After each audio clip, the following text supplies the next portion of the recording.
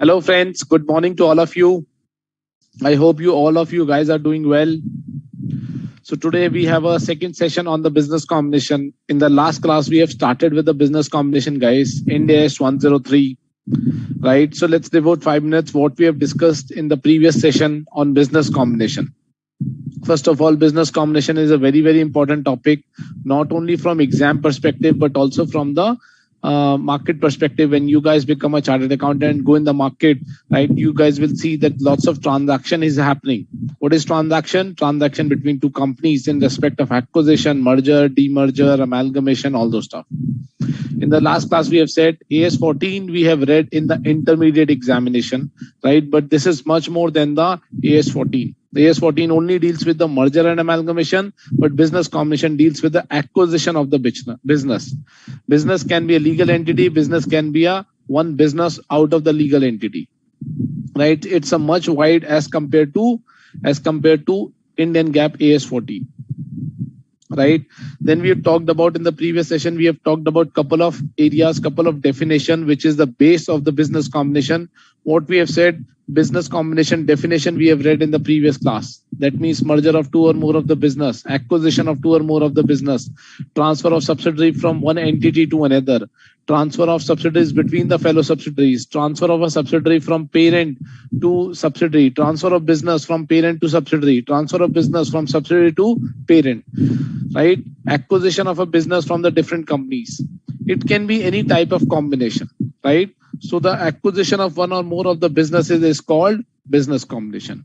Then we talked about business, right? Very important topic. We have talked about business. If the definition of the business will get satisfied, then we will fall under Ind AS 103. Otherwise, I am outside the scope of Ind AS 103. Right? Otherwise, I am outside the scope of Ind AS 103. Right? So what is business? What we have said that it is an integrated set of activities for providing goods and services, for earning income on investment, right? And to generate the output, right? To generate the profit in the ordinary course of business. That is what the business is. Then we have talked about elements of the business. Elements of the business: input, process, and output. Very important. Input, process, and output. Right? Input means, for example, non-current asset, plant, intangible asset, license, right? License, patent, copyright. So this is what the input is. Skilled workforce. Process, management process, operational process, resource management process, that is called process. And both these things needs to be there in order to generate the output. It may be possible that the output is generating on the acquisition date. It may be possible on the acquisition date output is not already generating. Company already has the input process, but they are capable to of generating the output. That is called business. It is not always possible all the output is generating on the date of acquisition. Correct? So input must be there, process must be there, and then we will get output. They should have the capability of generating the output. It may also possible, guys, that I am already having a skilled workforce. I am already having a plant, but I have acquired a business without that plant. I have acquired a business without the management process, right?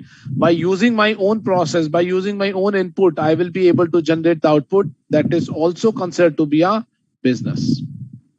Right? Let's say A Limited has acquired a company, and in that company there is no process. There is only land which is sitting idle. So whether I have made an investment in a company or whether I have made an investment in land only, it is actually a land which I have acquired. Right? So in that case, it is outside the purview of the business combination. We will do the accounting of asset acquisition. That means what is business? When we talk about business combination, something comes to our mind that is called goodwill. Right? So in case of asset acquisition, no goodwill needs to be recognized. Correct? Then we talked about the substantive process.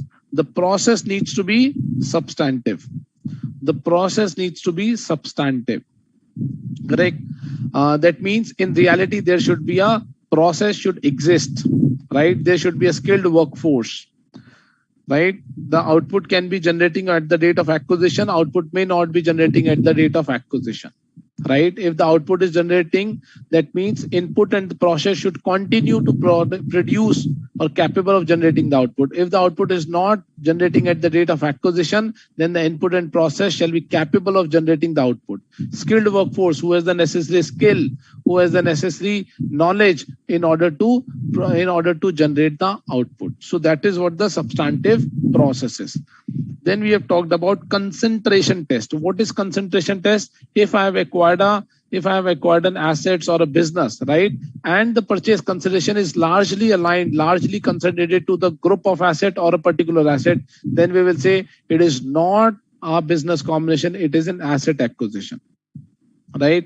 If concentration gets satisfied, if concentration test gets satisfied, then we say it is asset acquisition. Correct? If concentration gets failed, then it is a case of business combination.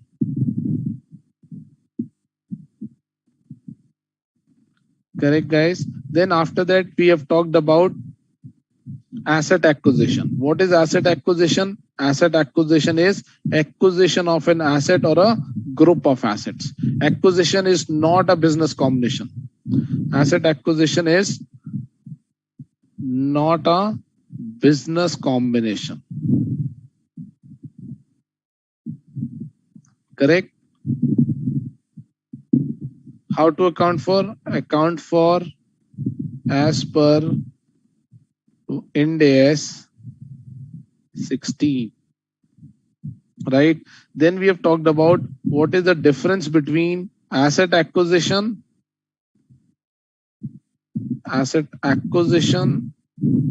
versus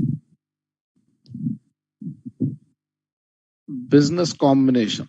Right? There are multiple parameters which we have talked about. For example, goodwill. In case of business combination, we recognize goodwill. In case of asset acquisition, we don't recognize goodwill. Transaction cost, we capitalize in case of asset acquisition, but in case of business combination, we don't. Right? Contingent liability, we recognize. In case of asset acquisition, no contingent. Business combination, all assets and liabilities need to be recognized at fair value. But in case of asset acquisition, we recognize on the basis of allocated cost, which is computed based on fair value. Initial recognition, asset acquisition cost, business combination, fair value, guys. This is what we have discussed in the last class, which we have recapped in last 7 to 8 minutes, guys. Let me know if there is any doubt of previous class.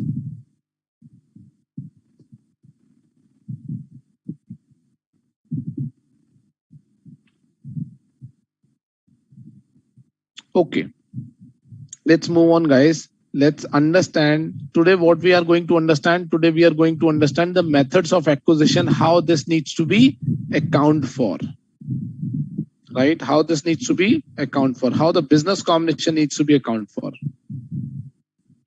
So first of all, methods of business combination. Methods of business combination.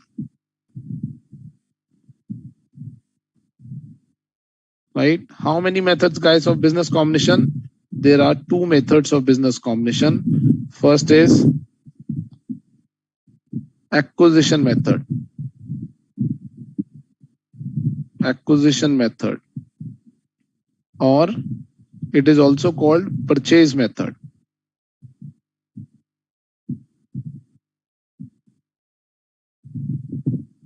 Second one is common control transaction.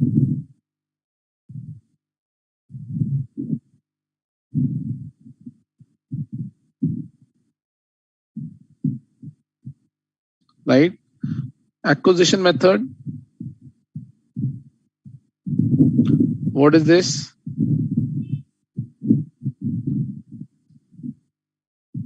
When the business or entity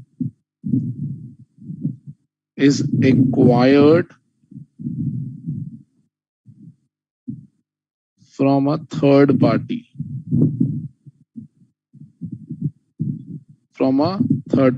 That means transaction is outside the group. Transaction is outside the group, right? This is called, this accounting needs to be done at fair value. Accounting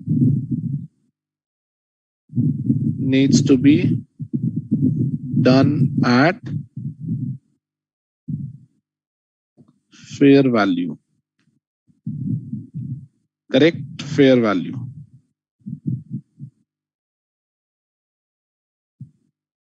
So what is common control transaction? Common control transaction means the transaction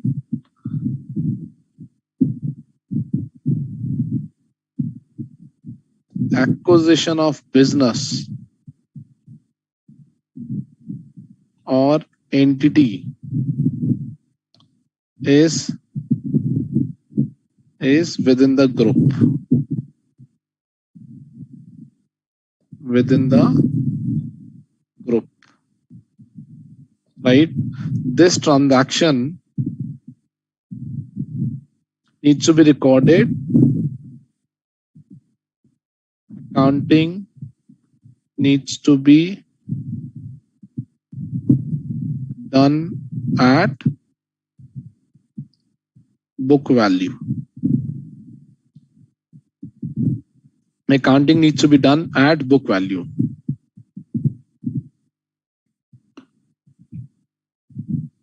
Correct, guys? I think couple of questions have been raised by the people. Let me answer those questions. Let me complete this thing, then I will answer those questions. What are the methods of the business combination? Right? So there are two methods. One is the acquisition method. Second one is the common control transaction.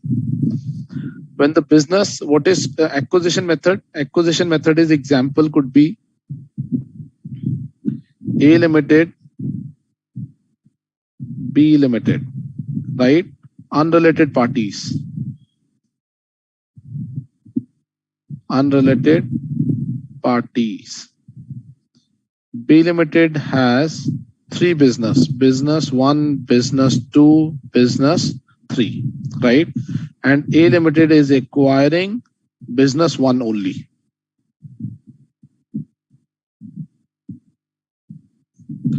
A Limited is acquiring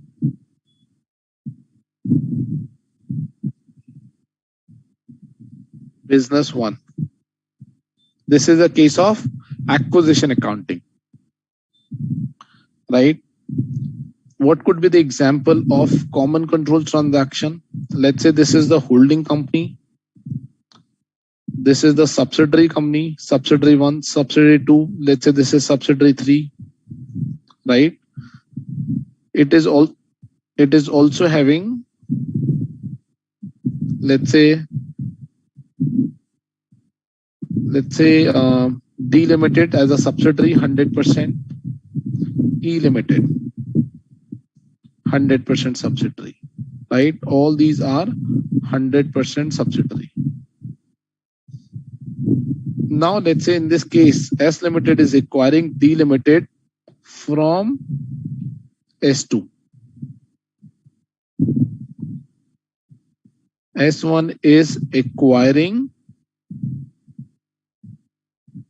D Limited from S2, right? That means transaction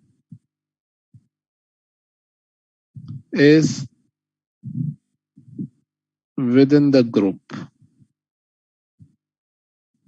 right? This is called, guys, this is called the different methods of the computation of the business combination. Okay, Sairam is saying, sir, what about merger? Merger is not covered in the business combination. Merger is covered. Who said no cover?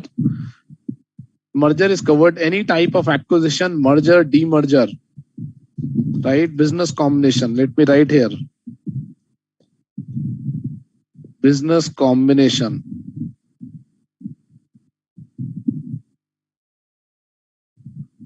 includes merger, amalgamation, acquisition of a legal entity or acquisition of a business,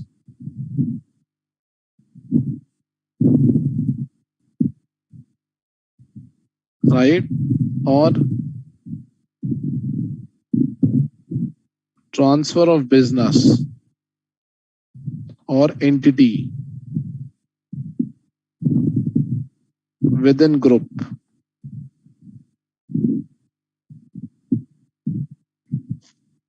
Within the group.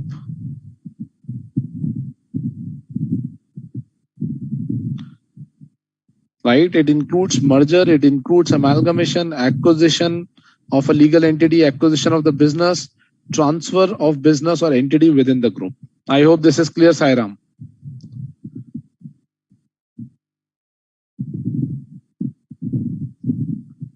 Okay, China has raised one point. Sir, what is the logic behind the acquisition of the NCI, which is 30% in fair value of the gross assets, as we have acquired and paid only for the 70%? Okay. So let me provide you some sort of understanding of the business combination accounting, right?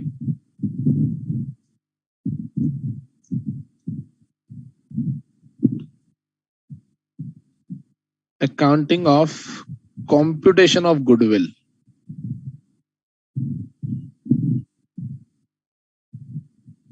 Right? Remember, guys, Sheena, I'm answering your question. Remembering, guys, I'm providing one concept basis which your doubt will get clarified. Right? So what we are saying, either it is a merger, demerger, amalgamation, acquisition. That means we are talking about a subsidiary. We are talking about a subsidiary. Accounting of subsidiary is how to do the accounting of subsidiary.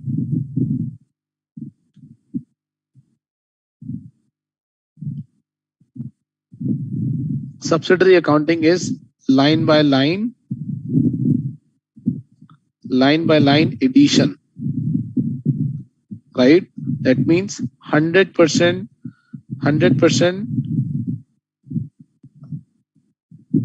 consolidation.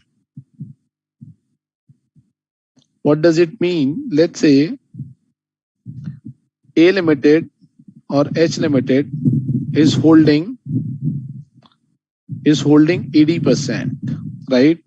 And the minority shareholders, let's say A Limited, is holding 20%. Correct?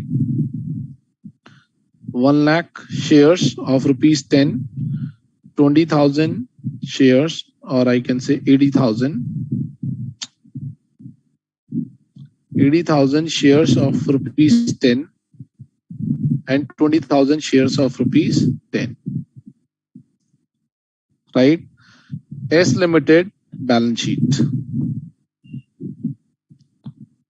Fixed assets 1 lakh rupees. Current assets 1 lakh rupees. Share capital and reserve and surplus. Both is, let's say, 50,000 rupees. And liability, current liability is 1,50,000 rupees. Right? Now, guys, can you tell me when H Limited will do the consolidation? When H Limited will do the consolidation, whether H Limited should take entire fixed assets or 80% of the fixed assets? Whether H Limited should take entire 1 lakh rupees in the books of consolidation or only 1 lakh rupees? Whether H will take entire 1,50,000 rupees or 80% of 1,50,000 rupees. How should H Limited account for in its books of accounts?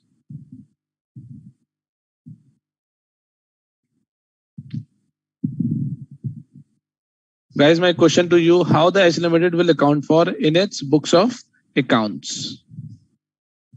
80% or the entire 100% amount? Let me draw the balance sheet of H Limited as well.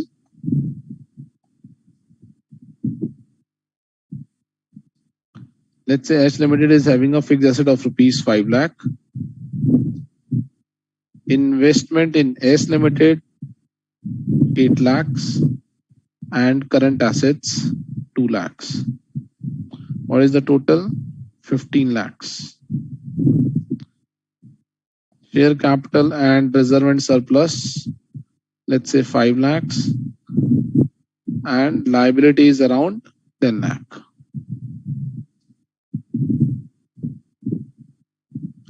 Now guys, just tell me, if H Limited has to prepare the consolidated financial statement, whether H Limited will considered 80% of this financial statement or whether H Limited will consider 100% of S Limited.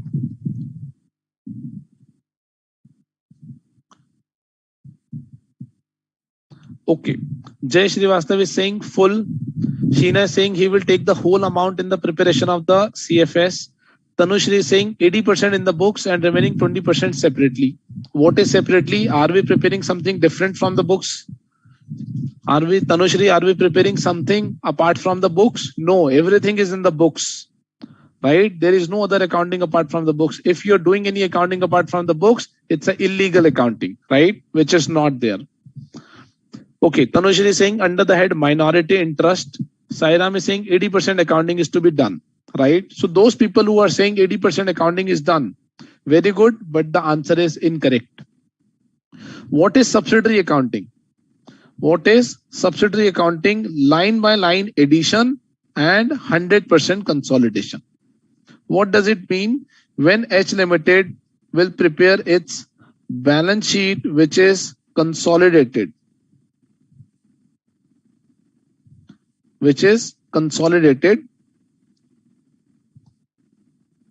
right? So what he will do, fixed assets, holding के fixed assets कितने हैं? 5 lakh rupees. So he should add 5 lakh rupees plus subsidiary के fixed assets 1 lakh rupees. 1 lakh. So this will be 6 lakhs. Correct? Investment in S Limited. Investment in S Limited of rupees 80,000. Correct? 8 lakh rupees. 8 lakh rupees. And then current assets 2 lakh. Current assets 2 lakh. Plus subsidiary current assets, which is 1 lakh rupees. This reaches to 3 lakhs. Correct? Now share capital plus reserve and surplus. Holding के कितने हैं? 5 lakh rupees. And subsidiary के कितने हैं? 50,000 rupees. Or make it like 1 lakh. This will be 2 lakh and this will be 1 lakh, right? Subsidiary is at 1 lakh.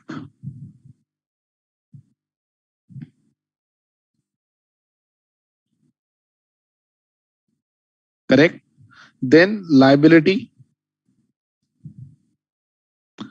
Liability is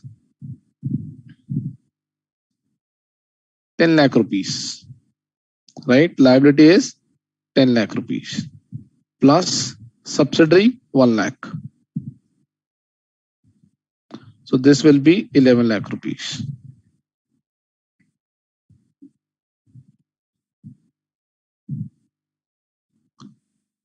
This investment is 8 lakh rupees, or what we have taken investment is 8 lakh rupees. So we need to update the number so that it will be netted off, guys.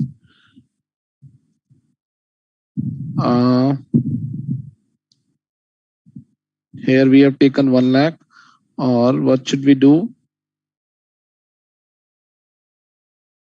Let's say this is, so we are saying this is 8 lakhs. Okay. This we are saying 1 lakh, 1 lakh. Make it 10 lakh rupees, right? Make it, this is 2 lakh rupees. The entire total is coming like 12 lakhs and make it 10 lakh, right? The objective is it should be adjusted. So 10 lakh, 5 lakh and 10 lakh is 15 lakh. Correct? So we have considered this number, we have considered that number. Current asset is 2 lakh rupees. This will be 4 lakh.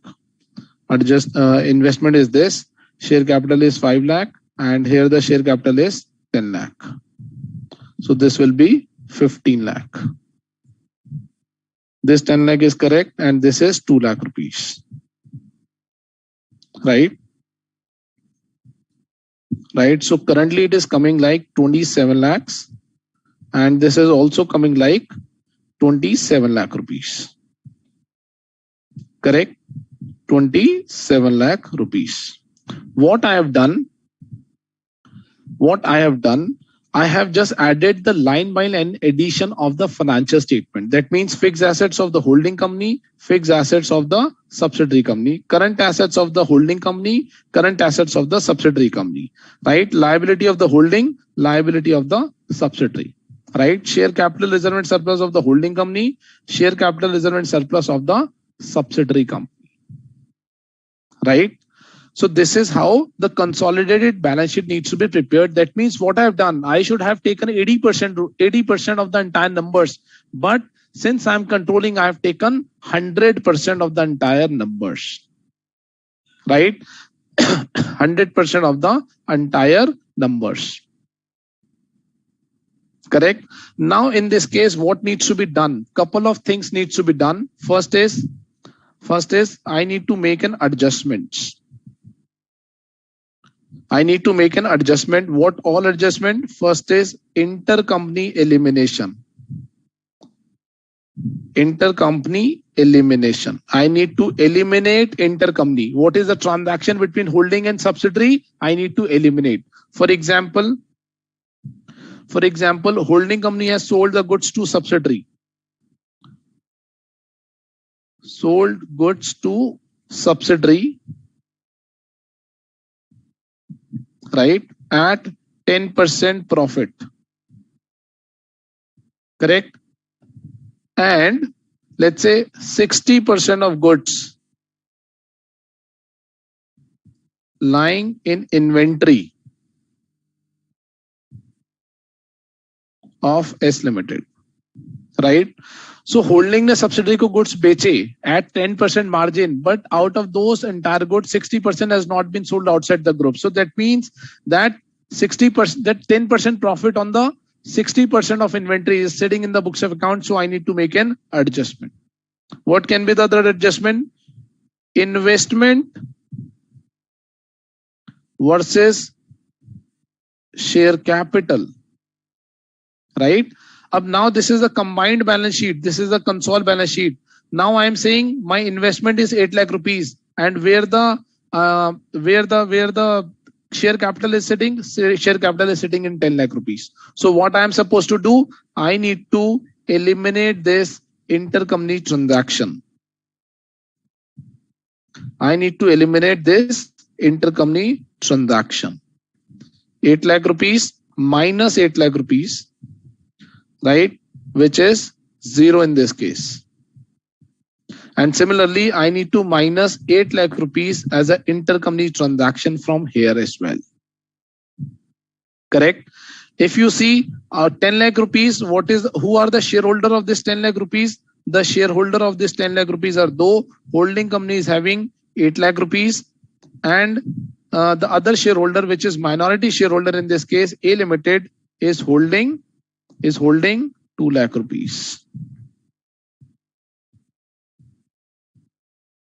Right? So what I need to do, I have eliminated my part, and I need to recognize NCI as well. I need to recognize NCI, non-controlling interest of rupees 2 lakh. Right? And I've eliminated my share of investment versus share capital. Now this will reach to only 5 lakh rupees.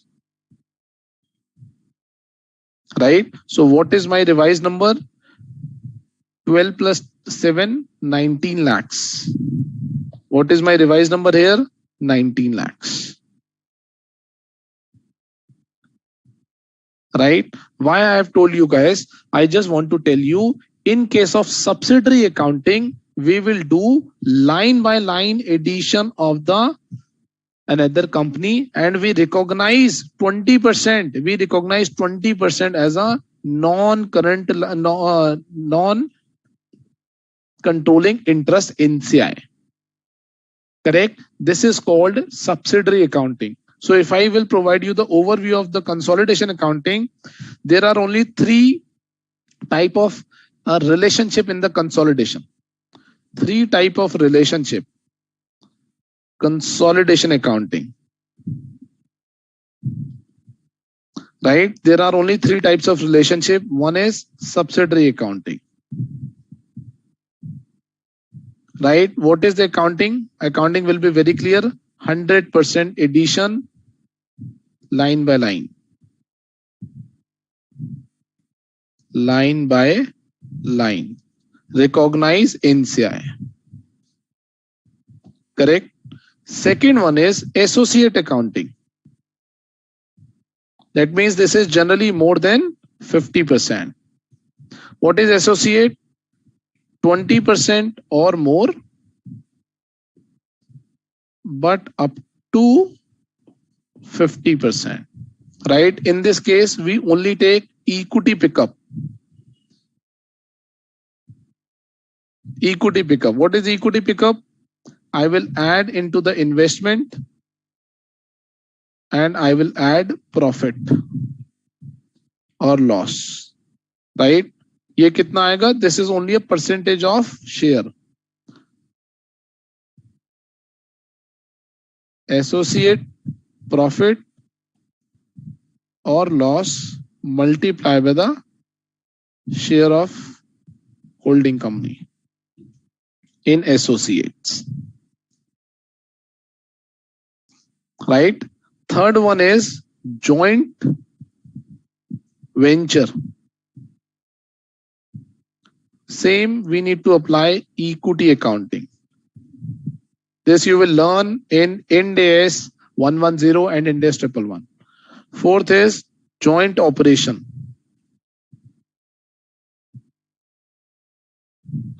Joint operation.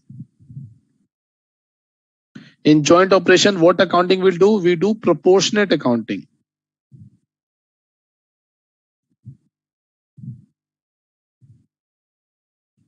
Right? Of respective shares.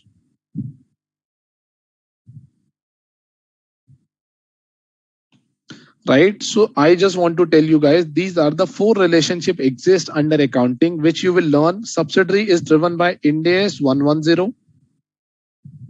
Associate is driven by Ind AS 28. Right? Joint venture is governed by Ind AS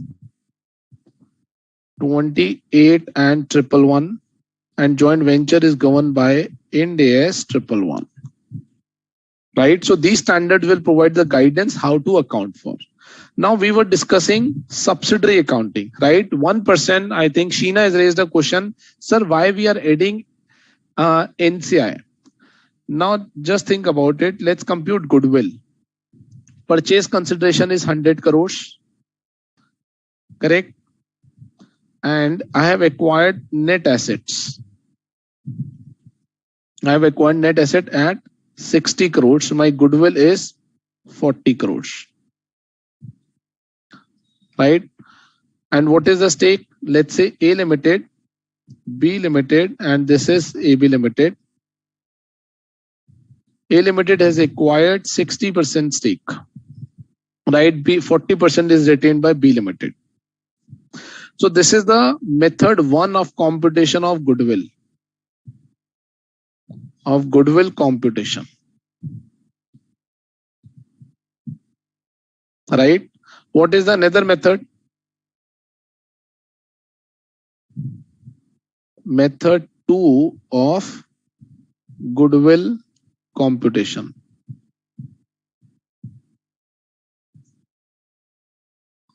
Right? What is that?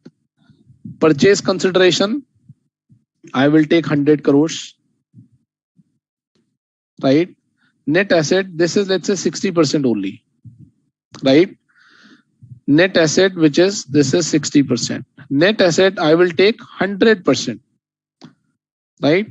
Net asset, I will take 100%, which is 80 crores rupees. Right? What I will add? I will say I will add NCI as well. which is let's say 40% in this case, and its value which is coming out to be 20 crores. I will reach back to my goodwill with the same number.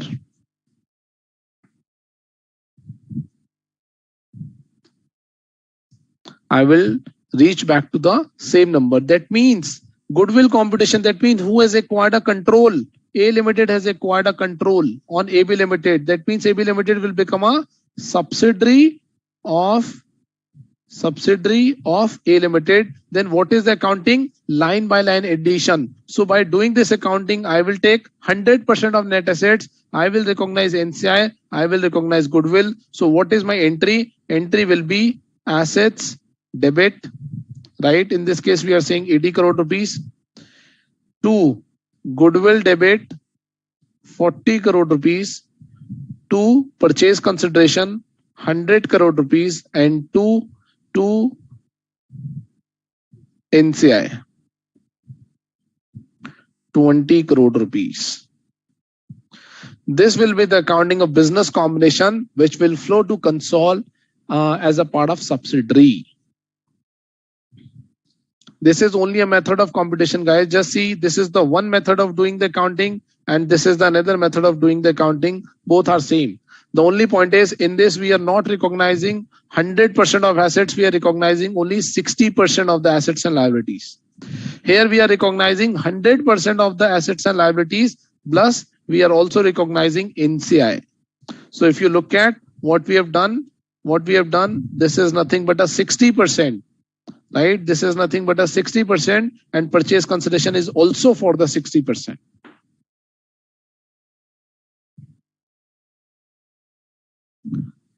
Now Sheena is saying, sir, but net asset is 60 crore rupees. Net asset of the company is 60 crore rupees only for 60%. Only for 60%. Right? Let's say the net asset of this company is 80 crore rupees, the fair valuation. Right? What I'm just trying to tell you guys, this we have considered only 60%. This we have considered 100% needs to be considered here. 100% needs to be considered here. So in a consolidation accounting, we do line by line addition, guys. We need to be very clear. You guys need to be very clear. What is the meaning of 100% addition of line by line item in the consolidation? Right? Subsidiary means where I have a control. Control may be more than 100%, control may be more than 50% stake, and maybe more than through board of directors. Right? We are going to discuss today. We are going to discuss today in the acquisition accounting. When we go through the acquisition accounting, we will understand that what is the power, how the control needs to be evaluated. Right? But we need to agree, guys, you need to understand this concept. In case of consolidation, we do line by line addition, and that's why while doing the goodwill accounting, we take the net asset on 100% basis. Ideally, we are not acquiring 100%, we are acquiring 80%.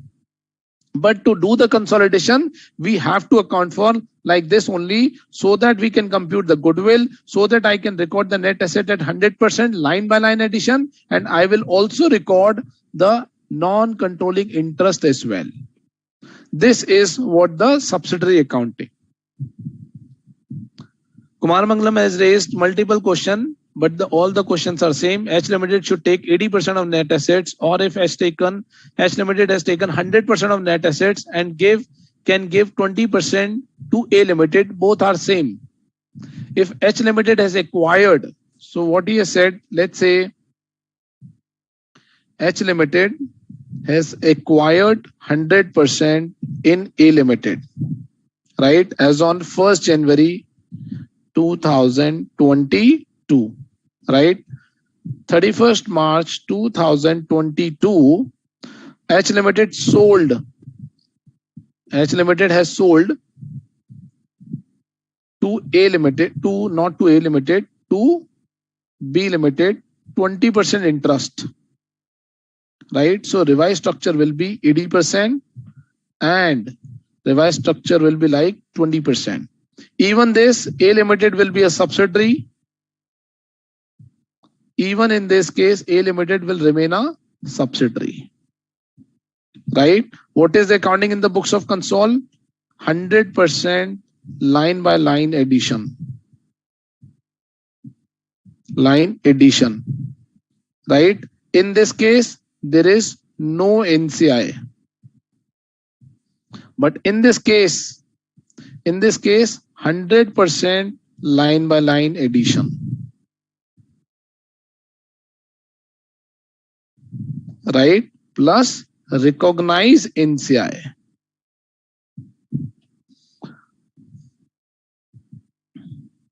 Are we clear, guys?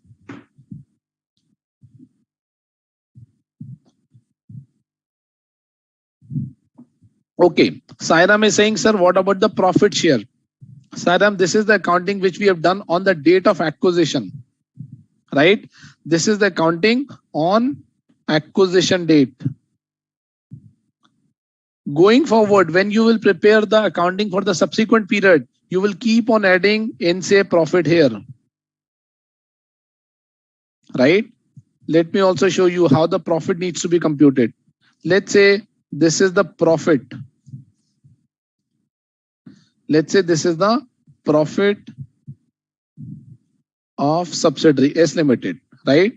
And holding is having 80% on subsidiary. Let's say this is revenue, 5 lakh rupees. This is expenses, 3 lakh rupees, right?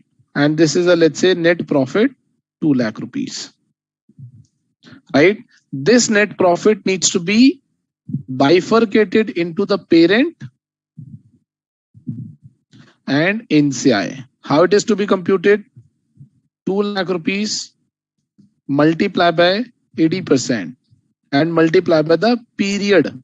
It may possible that I have acquired 80% during the year. So I will do the period proportionately, right? In this case, the period is entire year. So 1. So this will be 1,60,000. How to compute NCI profit? 2 lakh rupees multiply by 20% multiply by the period. In this case, period is 1 year.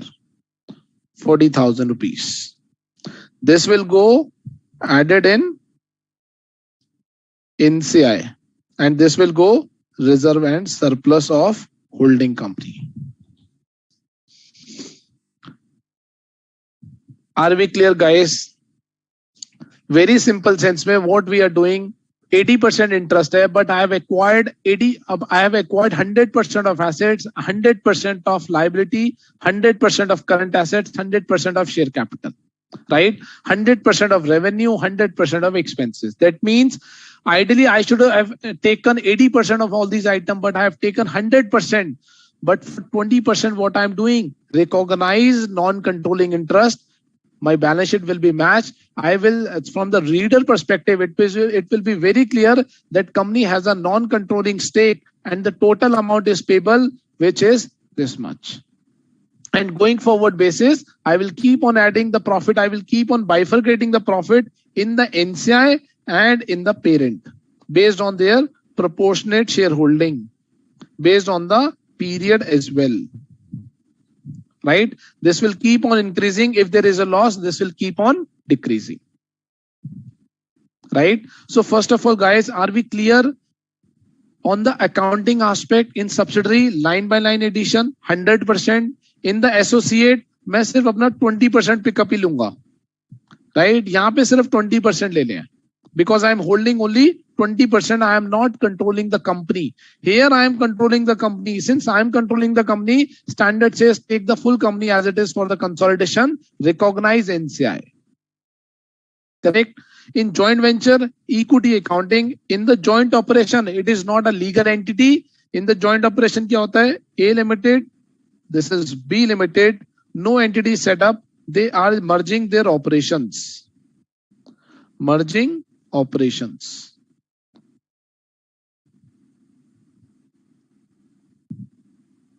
Merging their operations, right? So A Limited, so now it depends upon what is written in the contract. If A Limited is saying, I will take 60% of the revenue, then take it. A Limited is saying that I will take 50% of the assets, take 50%. A Limited is saying that I will take 80% of liability, take 80%.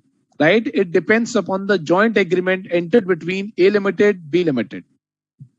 Right? So very simple. In a nutshell, let me conclude. Subsidiary accounting 100% plus recognize INSEAD if any.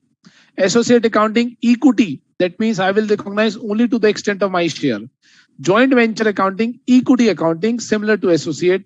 Joint operation accounting proportionate as agreed in the contract. Right? And why we are adding NCI?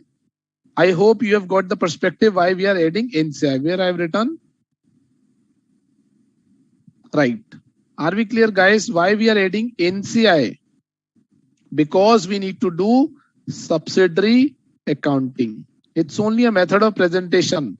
The results is same. The result of the profit is same. If you do the equity pickup, if you do the subsidiary accounting, reserve will remain the same to the extent of my share. Yes or no, guys? Are we clear? Are we clear or not clear?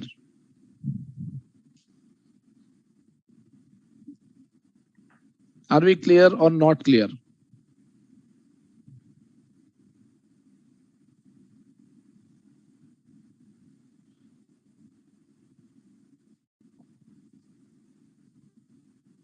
This is the right time, guys. If anyone has any doubt on this particular aspect, please discuss. Otherwise, you will face a challenge in the entire business combination and in the consolidation. Right? I will also tell you again, in the entire business combination,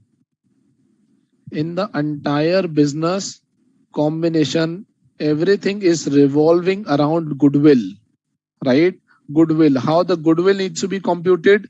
Purchase consideration minus net assets 100% acquired at fair value plus NCI. Right? If exist, and then I will add goodwill. I will get goodwill or bargain purchase gain.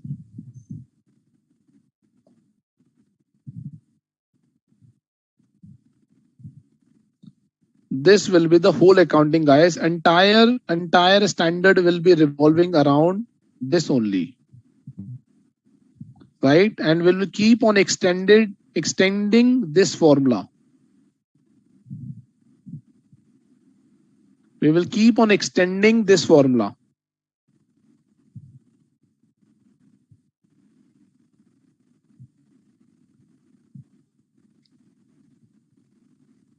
Correct. Sheena is saying, yes, sir, we are clear. Sairam is saying, we are clear. Sheena is again saying, yes, understood. Right? So remember, guys, this is the formula of computation of goodwill or bargain purchase scheme. Right? Okay. Now, Sairam is saying, sir, can you repeat the adjustment steps? Adjustment steps in the console, ideally you should get to know in the console session, but for your understanding, let me explain again. Adjustments in console, not only adjustment console, how to prepare consolidation, consolidated balance sheet,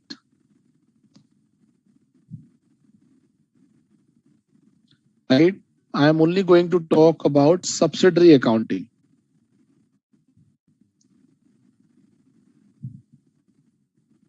Right? First, merge holding and subsidiary balance sheet line by line. Correct? Eliminate investment versus share capital of subsidiary. I hope this small step must be clear. जब मैंने दोनों की books combine कर दी, now we are saying investment क्यों है subsidiary में, अपनी बुक्स में, और अपने आप को ही शेयर कैपिटल इश्यू करी है. Is it possible? Can I say that I have made an investment in my company? Right? Now we are preparing the console balance sheet. Can I say I have made an investment in my console books? No. One side I have an investment, second side I have a share capital. I need to eliminate this. Third, eliminate intercompany elimination, intercompany transactions.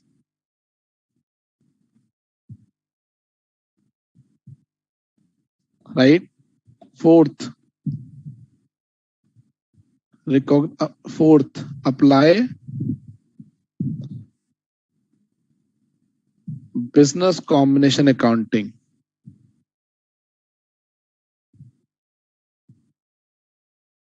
Combination accounting on acquisition date.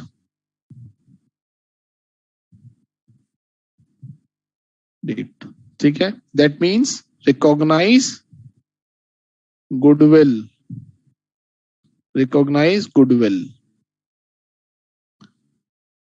Assets acquired and liability assumed.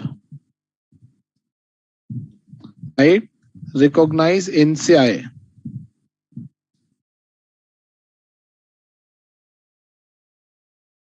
Right? These are the broad heads which I have captured here, guys, for your understanding. But definitely, when you deep dive, there are multiple things which you need to understand in Ind AS 110. Where it is written, it is a guidance which is governed by Ind AS 110 consolidation.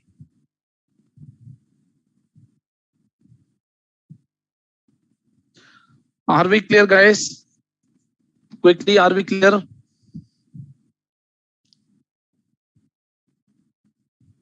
Yes or no? Sheena, Sairam, Jay Srivastav, Kumar Manglam, are we clear, guys?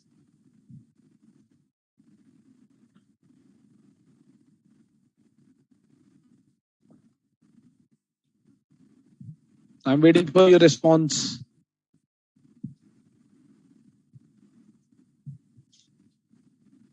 Okay, let's come back to business combination again, guys. We were discussing what we were discussing, acquisition accounting, right? We were discussing acquisition accounting or the purchase method accounting. Then we need to discuss common control transaction. And while we were discussing the acquisition accounting, we need to discuss lots of concepts here.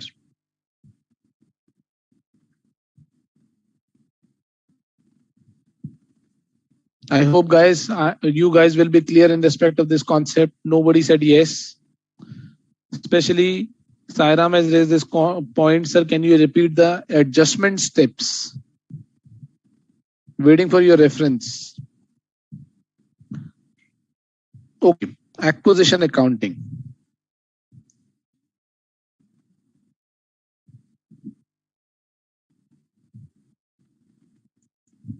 Right? What is acquisition accounting?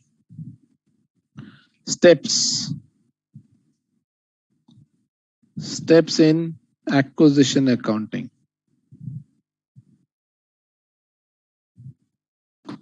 Remember, guys, when we are doing the subsidiary accounting, we need to take 100%, right? Irrespective of the fact that I am owning 60%, 70%, 80%, 90%. Recognize NCI. Correct? Okay. Steps in acquisition accounting. Step number 1, identify acquirer. Right? Identify acquirer. Second is determine acquisition date. Right? Third is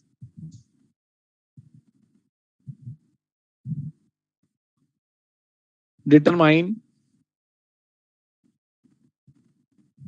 Okay, Sheena said, yes, sir, understood. Even this will be further covered in the CFS chapter. Absolutely, this will be covered in CFS chapter. Determine purchase consideration. Right? Determine or recognize all assets acquired and liabilities assumed, right? Recognize hidden intangibles. If you see, guys, I am here, I am talking about the same formula which I mentioned here, right? Purchase consideration, net assets, NCI. If you look, I am going to write the same thing: purchase consideration, net assets acquired, right? 6 point is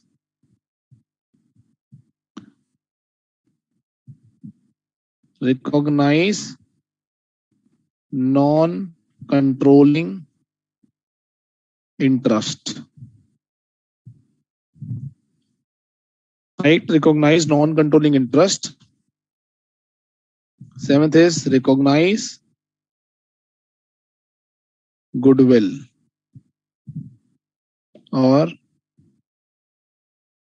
bargain purchase gain. And 8th point is recognize deferred asset, deferred tax, right? If you look at, guys, this is the formula which we are deriving, which we have talked about here. Purchase consideration minus net asset plus NCI is equal to goodwill. We are going to discuss each and every item in this. Correct? Okay, let's go step by step, right? First point is identify the acquirer. Now we need to deep dive and understand. First is identify the acquirer. Can you tell me what is your understanding of the acquirer? What is your understanding of the acquirer, guys? First point, who is the acquirer? Who is the acquirer?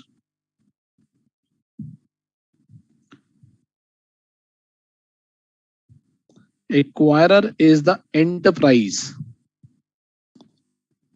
Enterprise who has acquired control on other business or entity. Correct? Who has acquired control? Correct? What is control?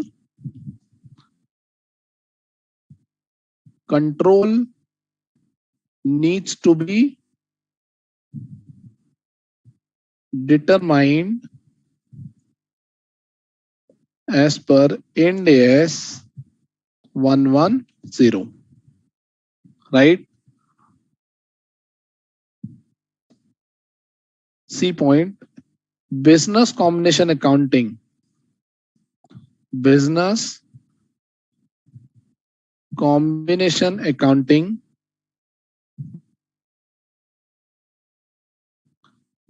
needs to be done in the books of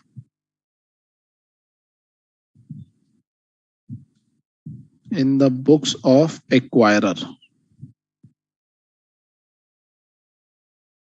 In the books of acquirer, right? Acquirer 1%, Jay Srivastav saying purchaser. Absolutely. Who is acquirer? Purchaser. Buyer. Correct. Now, guys, tell me business combination accounting. So we are saying that the business combination accounting needs to be done in the books of acquirer. Correct. So now tell me whether this accounting needs to be done in the standalone books of the acquirer or this accounting needs to be done in the console books of acquirer. Last time in the last session, we have talked about this aspect, whether the accounting needs to be done in the standalone books or it needs to be done in the console books. Yes or no, guys? Quickly.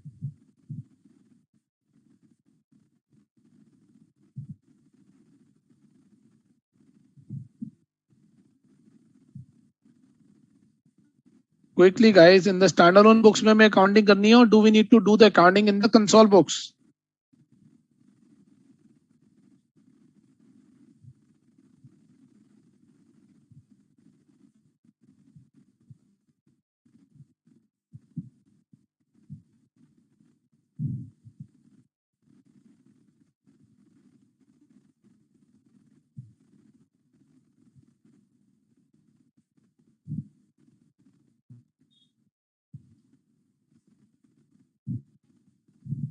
business combination accounting needs to be done only in the consolidated financial statement. But in case of merger,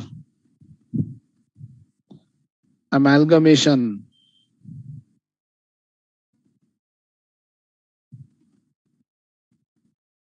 acquisition of business, business combination accounting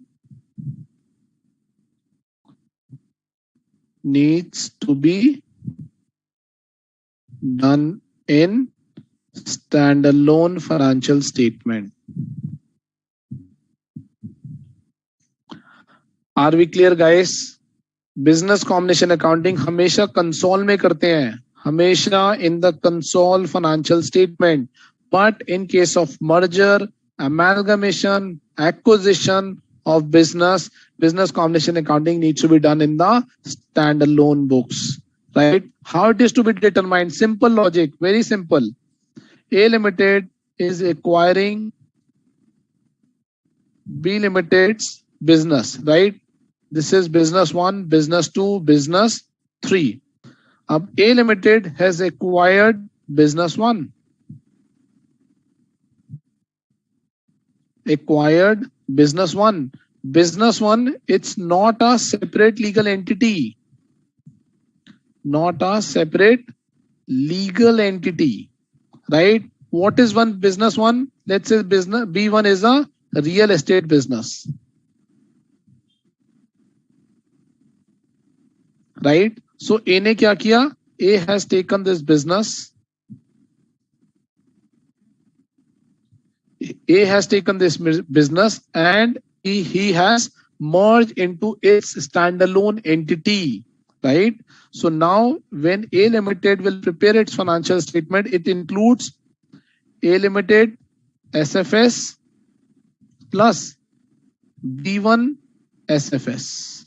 This will be A Limited standalone FSA, standalone financial statements, right? So in this case, accounting is done in the standalone books. A is not creating B1 as a separate legal entity, right? Let's say this is scenario 1. Scenario 2, right? What A Limited has done in this case, this is B. B is having multiple business 1, B2 and B3, right? Now A has purchased this business in this scenario. Purchased B1. Now what is the revised structure? Revised structure is A Limited, right? And A Limited has set up B1 Limited as a new entity, new legal entity, right? In this case, business combination accounting needs to be done in consol books.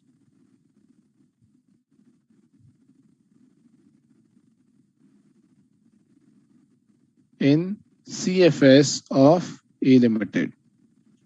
Are we clear, guys? When the standalone books accounting needs to be done and when the consol accounting needs to be done for business combination.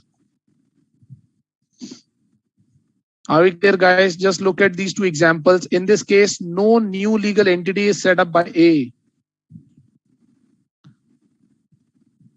No new legal entity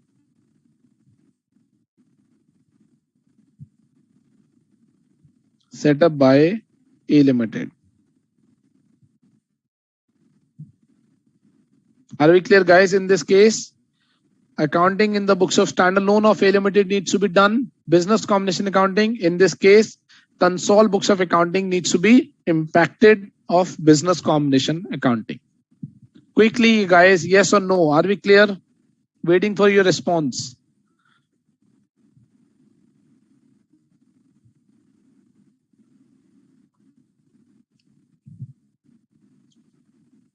Are we clear, guys? Yes or no?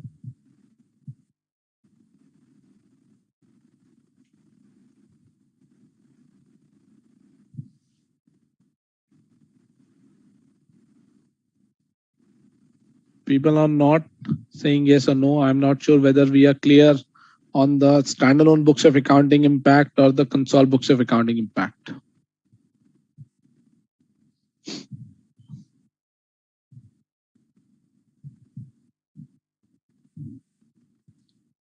Guys, at least say yes or no so that I can know whether I need to move forward or explain these concepts again.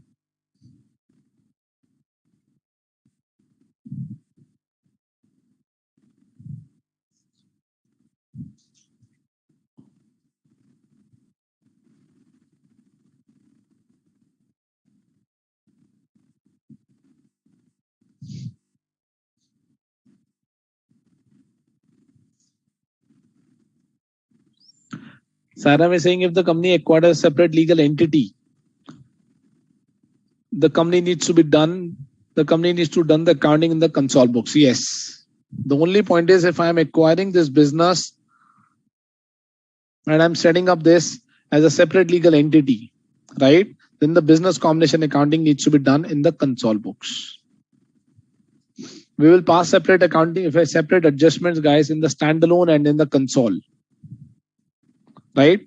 But what we need to understand, or what we need to identify here is who is the acquirer. Acquirer is the company, acquirer is the person, acquirer is the enterprise who has acquired control. How the control needs to be determined as per Ind AS 110, right? Which we need to understand. Correct? Okay. Now let's understand what is control. Understand what is control under Ind AS 110, right? So this word control is governed by three factors. One is power. Second is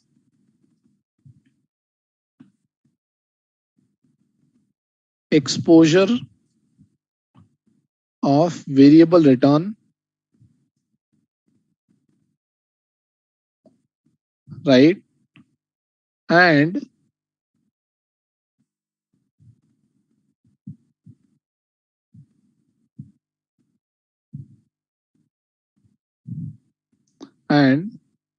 the ability to use power to affect return.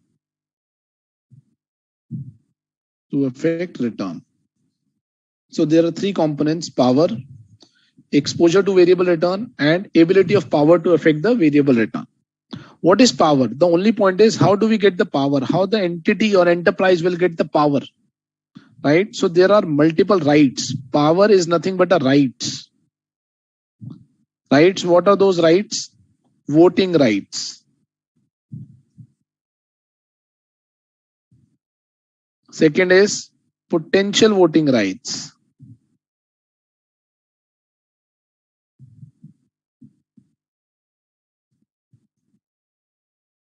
Right?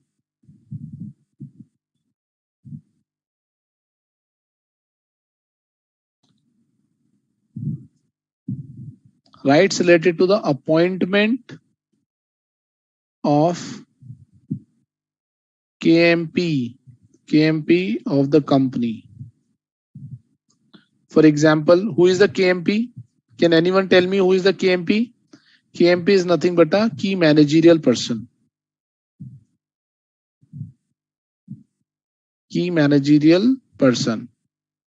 Right? Example, CEO, CFO, CTO, for example, Chief Technical Officer.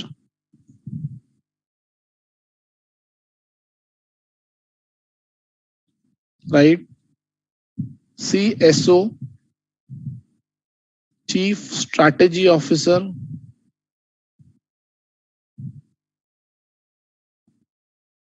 COO, Chief Operating Officer.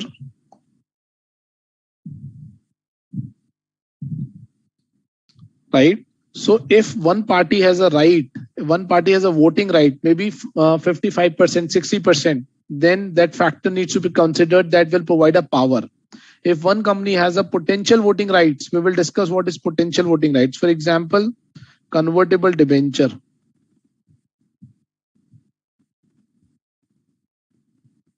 Convertible debenture, appointment of the KMP.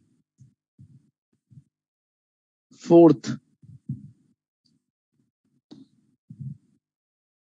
rights related to deciding managerial remuneration.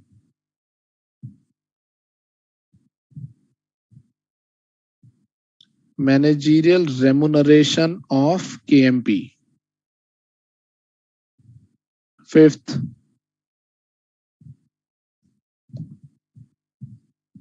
related to or I would say kick-off rights.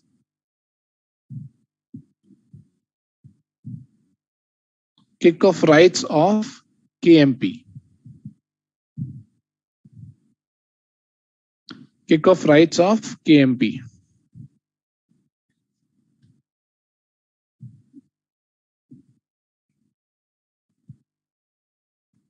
Rights related to selling and purchasing of product.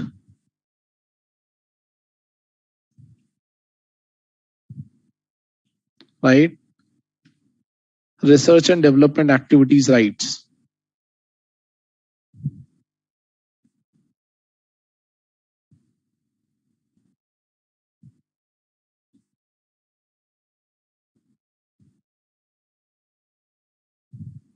Rights related to relevant activities.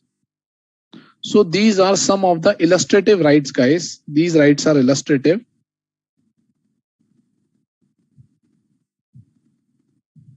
Right? So we are saying that one entity, if the one entity has a voting rights, it will give the power. If one entity has a convertible debenture into equity in future, convertible bond, convertible preference share, which will get converted into the equity shares of the company. So they will get voting rights in the future. Potential means future. Right? Future. We generally say na potential employee. That means this is the person who I'm going to hire. Potential employer. I'm going to be, let's say Google is going to be a potential employer for me. Right? Similarly, potential voting rights. Future में ये मेरे voting rights होने वाले हैं. Appointment of the KMP. This is the small list of the KMP. It can be more. Rights related to the decision of the managerial remuneration. तो उनकी managerial remuneration का rights किसके पास है? Right? Kick-off rights of the KMP. Rights related to the selling and purchasing of the power. Research and development activities. Rights related to the relevant activities. If the combination of these factors provides the power, combination of these factors provides the power to one enterprise over another. So if you look at the shareholder agreement, if one party has these rights available to him, available to that company, then it provides a power to control the another company. Jay Srivastav saying, what is the kick-off rights? Removal rights. Removal rights, that we can remove the KMP from the company. What is kick-off rights? Removal rights. That we can remove the KMP from the company. Right? So these are the different rights which if available, and this needs to be evaluated in combination. It is not the case, एक right हो गया, so I have the power. No, it needs to be evaluated in combination. That means there is a subjectivity involved when we are evaluating all these parameters. I hope power must be clear to you guys. Quickly say yes or no. Then we will move to return. Then we will move to return. Yes or no, guys?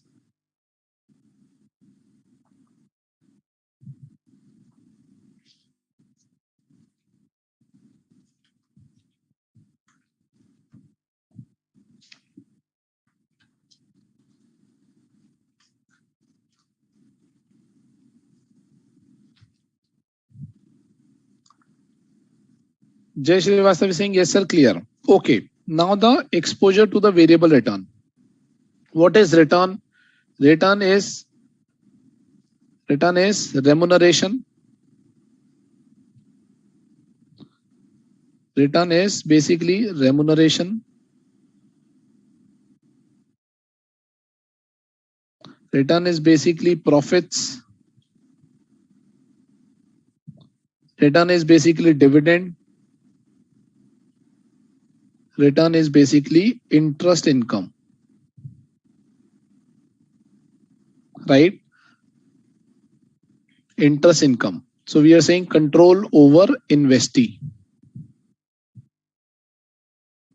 Control over investee.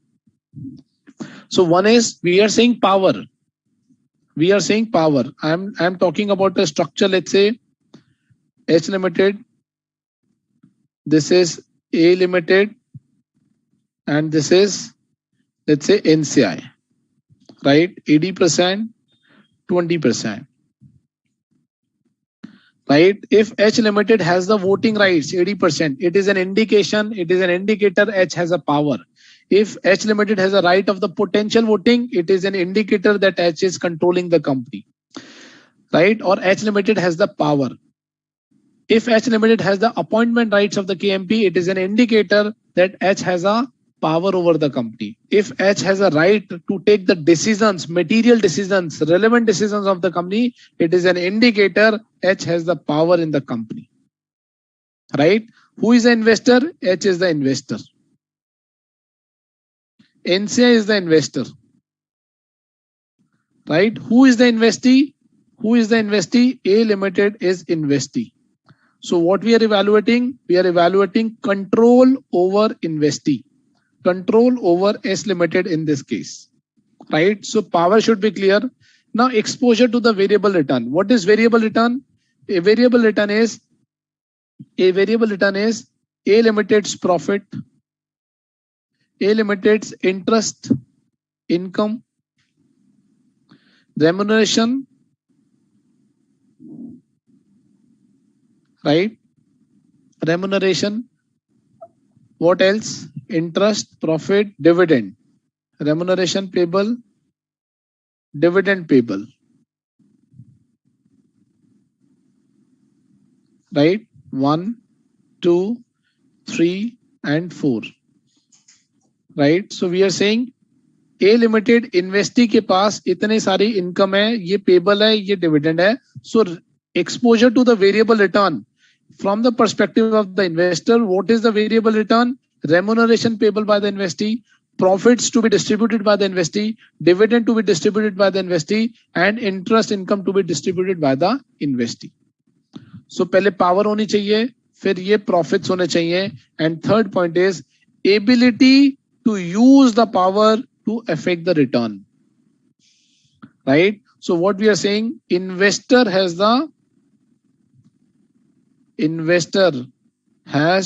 power. Right? Investor has the power to affect the variability of return.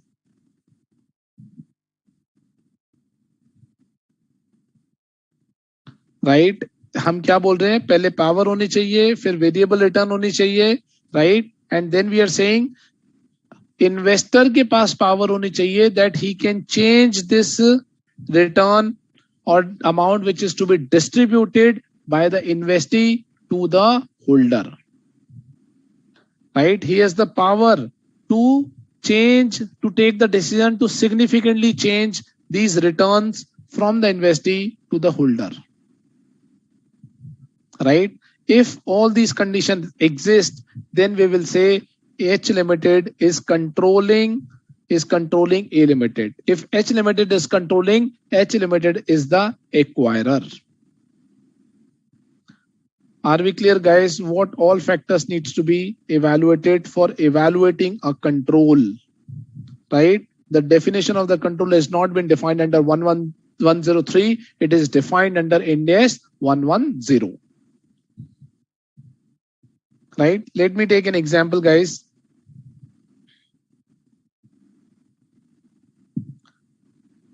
Now let's say A Limited and B Limited.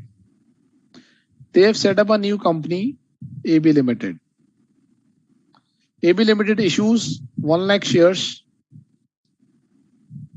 at the rate of 10, right? 40,000 shares at the rate of 10. This is 4 lakhs. And this is 10 lakh, right? So A is holding share capital. A is holding 10 lakhs. B is holding 4 lakh. Total share capital is 14 lakh. What is the percentage? 10 lakh divided by 14 lakh multiply by the 100. What is the amount which I will get, guys? 4 lakh divided by 14 lakh multiply by the 100. What is the amount? 10 lakh divided by 14 lakh. 71% 42. 71.42% minus 100 is equal to 28.57% or 58%. Right? Now, guys, just think about it. Who is the acquirer in this stake, in this company? Who is the acquirer in this company? Whether A Limited is the acquirer or whether B Limited is the acquirer in this company. Evaluate voting rights. Evaluate voting rights. In this case, we have only talked about the voting rights. So what we will say, A Limited is the acquirer based on the facts available. It may possible that other facts needs to be evaluated. Based on facts available, A Limited is the acquirer.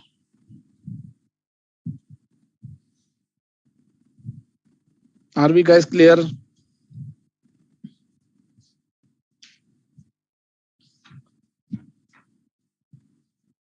Are we guys clear? Yes or no?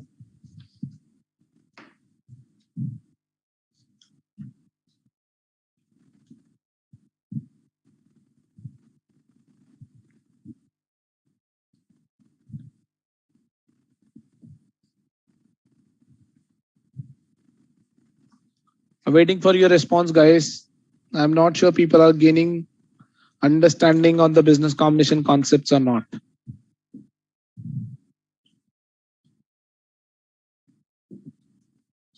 Should we move on or should we not move on?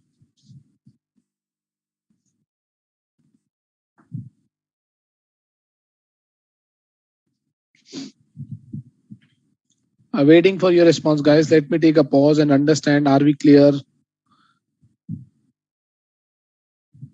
Very shortly, we will going to take up a couple of questions as well.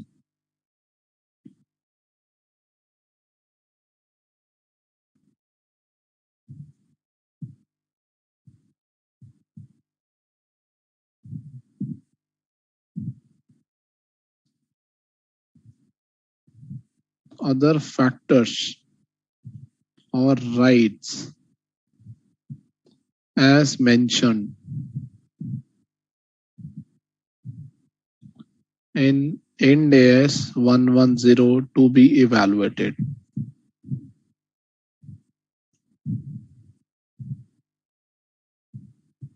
Be evaluated.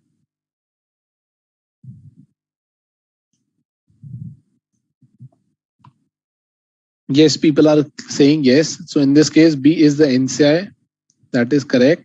And A is the acquirer. Right? Now, in this particular case, we have talked about the voting rights, right? Potential voting rights. Now, let's understand potential voting rights. After this, we will do one question on this. Potential voting rights. Voting rights are available to the equity shareholders, right? So that means voting rights are available to equity shareholders.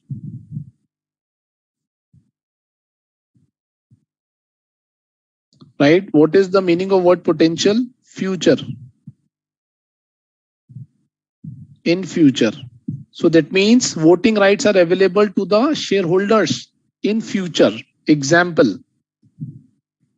First of all, what is the meaning of this? Potential voting rights means the rights, the voting rights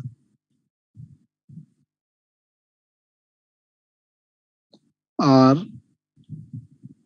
available in future. B, what can be the example?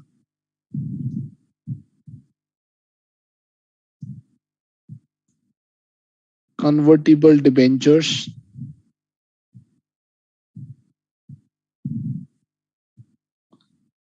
convertible bonds, convertible preference shares.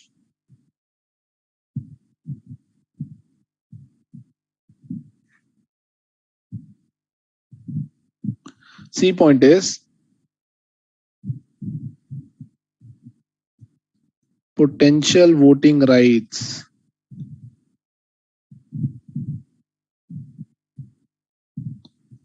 needs to be considered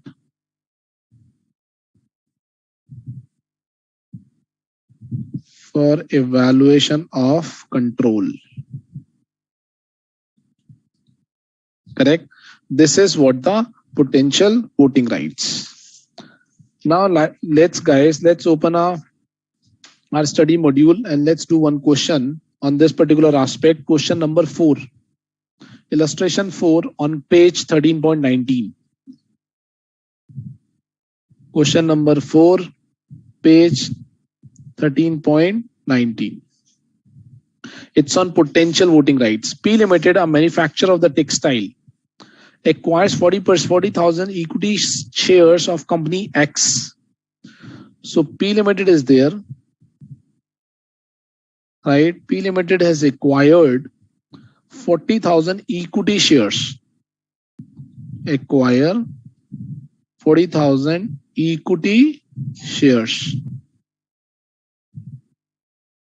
of X out of 1,000 shares in issue.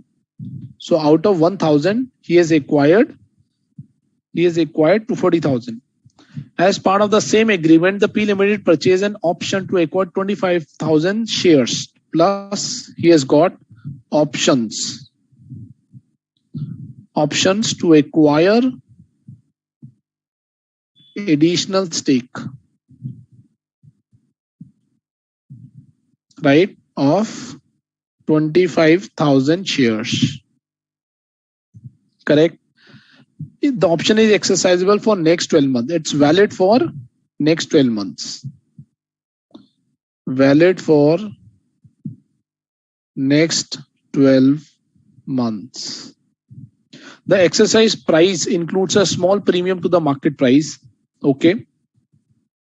After the above transaction, the shareholder of X to other original shareholder are 35,000 and 25,000. So there are other shareholders as well, right? X has other shareholders as well who are holding, let's say, shareholder 1, shareholder 2, right? They are holding 35,000 shares and this is holding 25,000 shares. Each of these shareholders also has currently exercisable options to acquire additional 2,000 shares, right?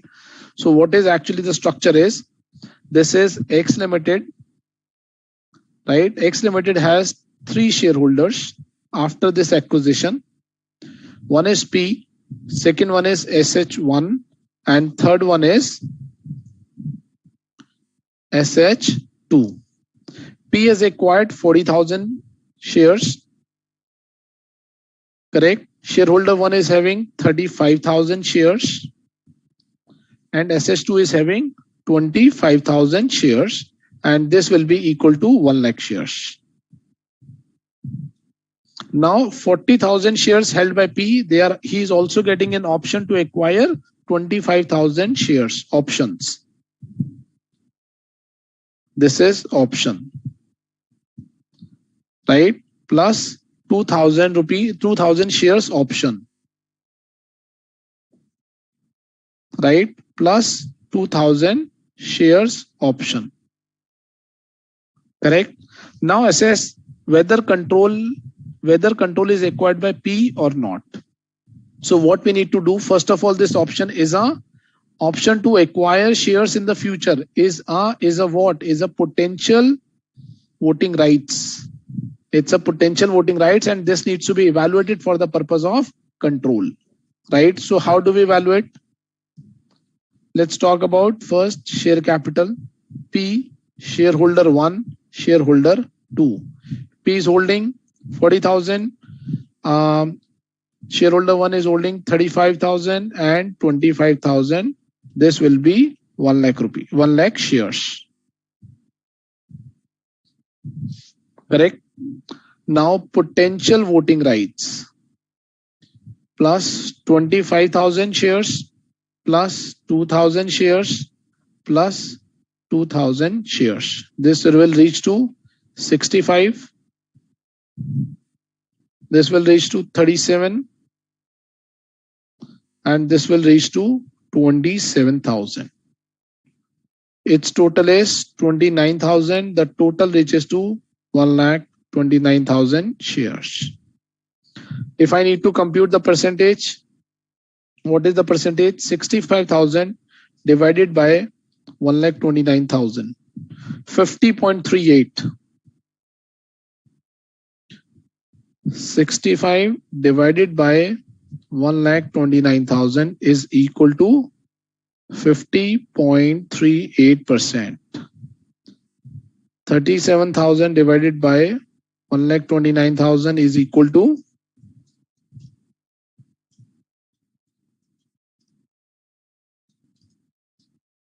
28.68%, and 27,000 divided by 1,29,000 is equal to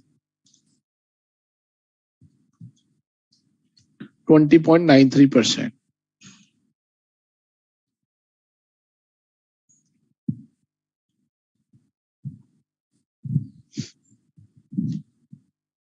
Correct, guys? So that means P is holding, after considering the potential voting right, P is having 50%.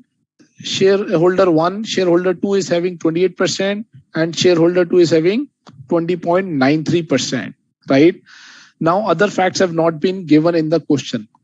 Now in this case, voting rights, A is holding more than 50%.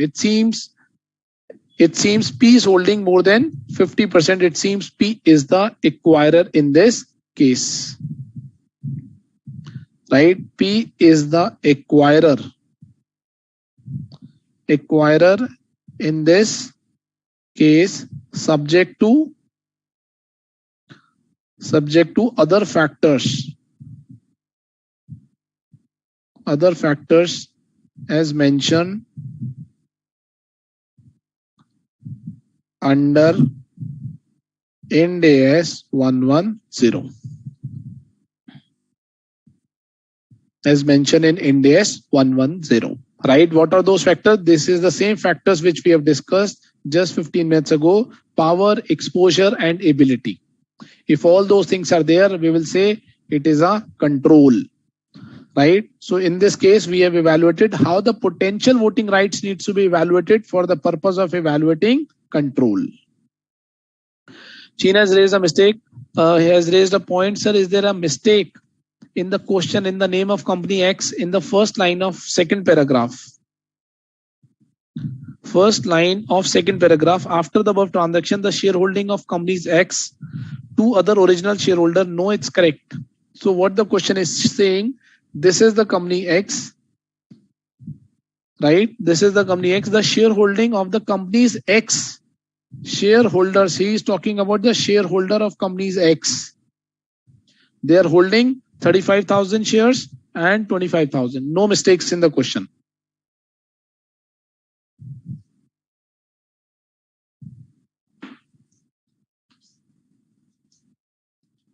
Are we clear, guys, how this needs to be evaluated?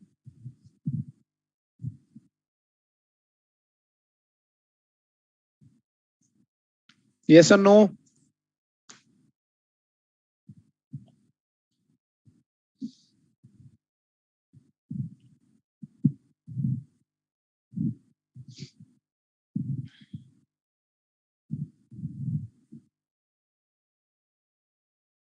Now let's take a break for 15 minutes, guys.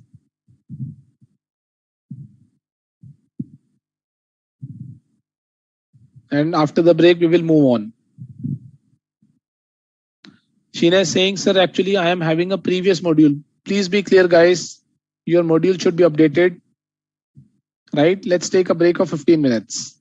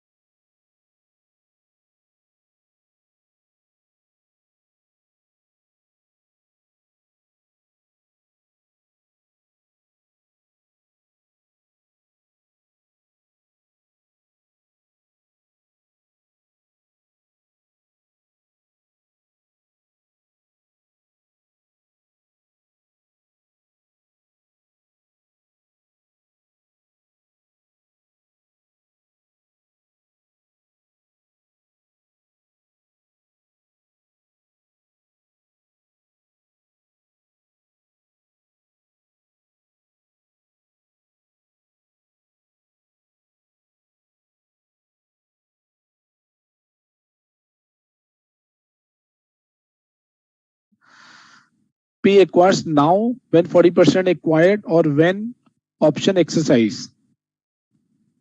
In this case, first of all, P has acquired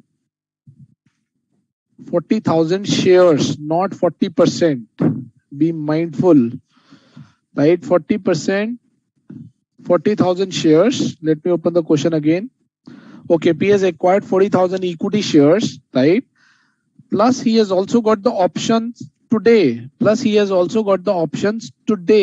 To acquire in future, right? He has an option today to convert these options to acquire the additional shares in the future. That is called potential voting rights, and that potential voting rights considered today for the purpose of determining who has acquired the control, right? That is why we are doing this today itself on the date of acquisition. Poonkala is hello. Okay. Right. So this accounting needs to be done. This evaluation needs to be done on the date of acquisition. Poonkala is asking, explain is again. So Poonkala, we have not done anything. We have just taken the share capital acquired by the company, right? And what is the potential voting rights which is to be acquired in future? And basis this, we have computed our revised stake.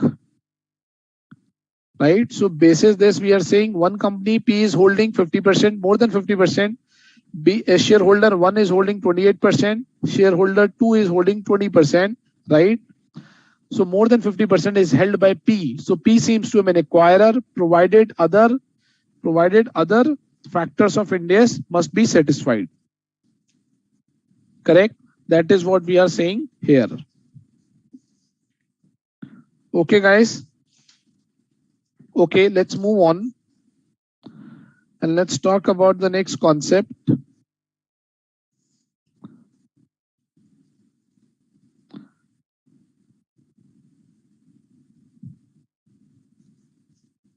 Acquisition can be through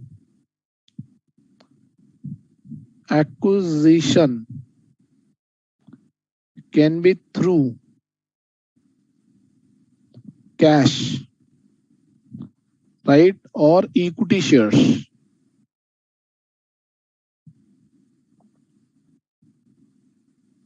Right.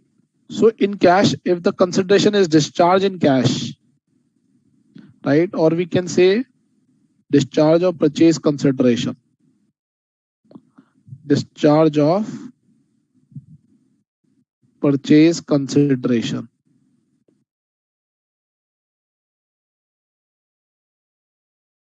Right. Entity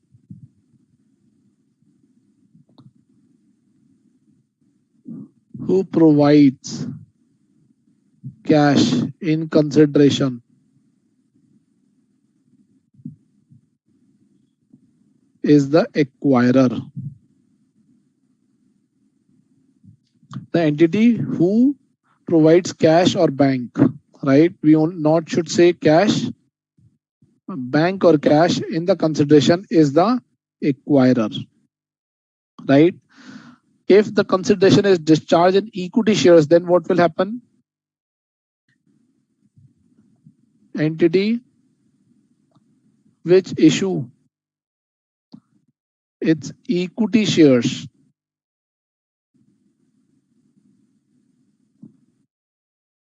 is the acquirer.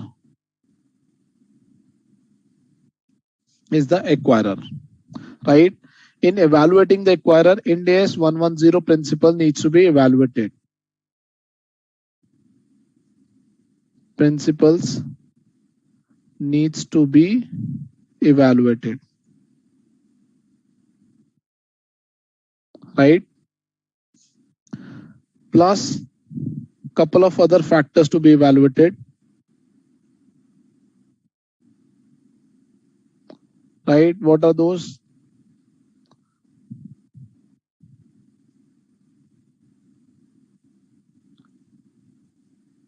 Rights held by large minority interest.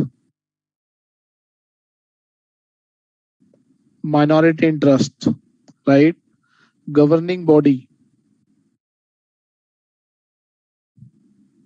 senior management.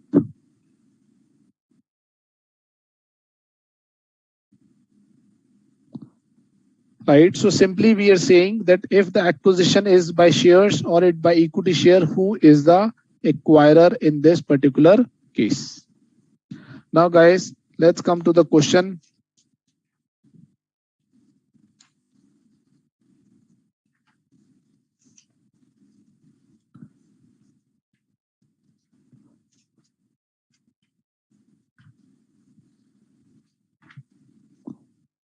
Right. Question number 6. Question number 6, page number 13.22. Question 6, page 13.22. ABC Limited incorporated a company, Super Limited, to acquire 100% shares of another company. So ABC company has incorporated a company called Super Limited to acquire the 100% shares of another company, Focus. Right? Focus Limited. And therefore to obtain the control on Focus. So ABC wants to obtain a control on Focus. So what he has done, he has developed a separate company called Super Limited to acquire Focus. To purchase the fund, to fund the purchase, the Super Limited acquire a loan from bank. So what Super Limited has done, he has taken a bank loan, right, at market rate. The loan fund are used by Super to acquire the voting rights of Focus Limited at a fair value in an orderly transaction. So Super Limited has acquired 100%, right, entire voting rights, 100% voting rights, right, 100% voting rights at fair value. Correct. Post the acquisition, Super Limited has the ability to elect or appoint or to remove the majority of the members of the governing body. Right. So Super Limited has certain rights. What are those rights? What are those rights? Appointment of governing body. Appointment of governing body. Right. Removal rights of majority of members. Removal rights of majority of members, right? And also Super Limited management is in the power where it will able to dominate the management of the Focus. So question is saying they have the power to dominate.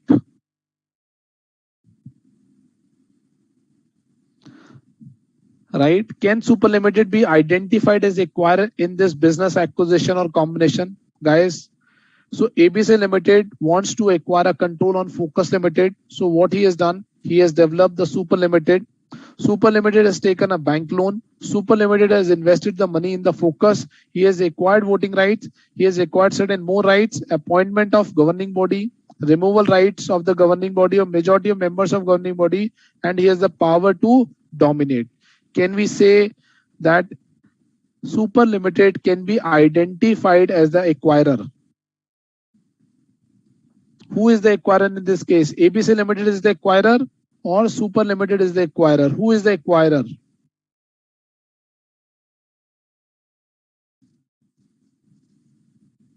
Who is the acquirer, guys?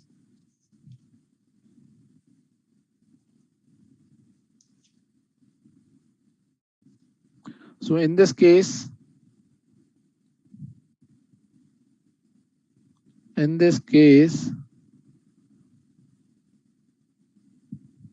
Super Limited shall be identified as acquirer.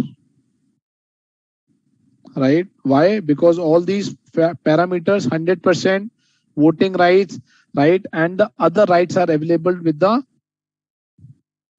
as all such rights as mentioned above are available with super limited, right? This is the answer, guys. But how you need to present? You need to present in the same way as we discussed in the last class, right? This is the gist.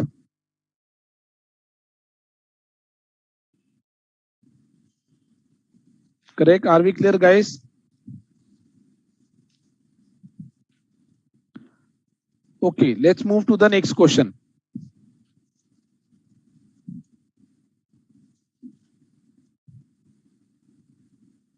Next concept.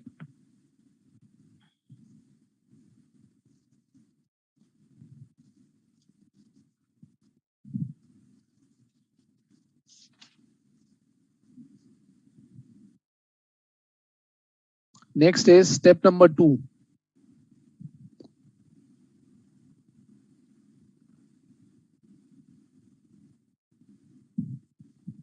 Determine the acquisition date.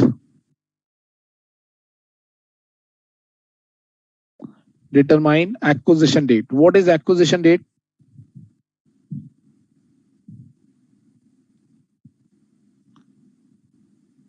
Acquisition date is the date on which acquirer has acquired control over the investee, right?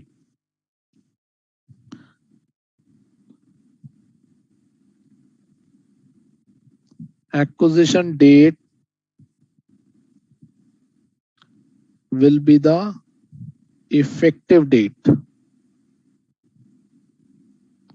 on which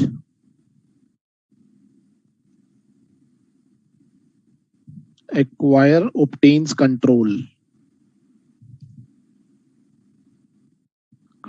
over investee, right? What is the effective date?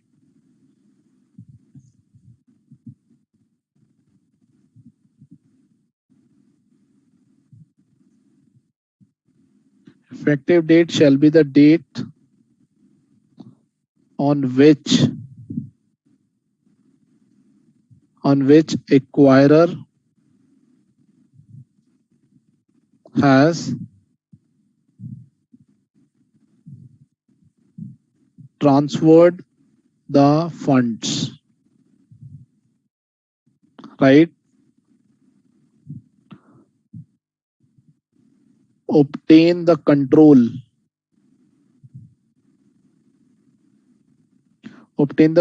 of assets,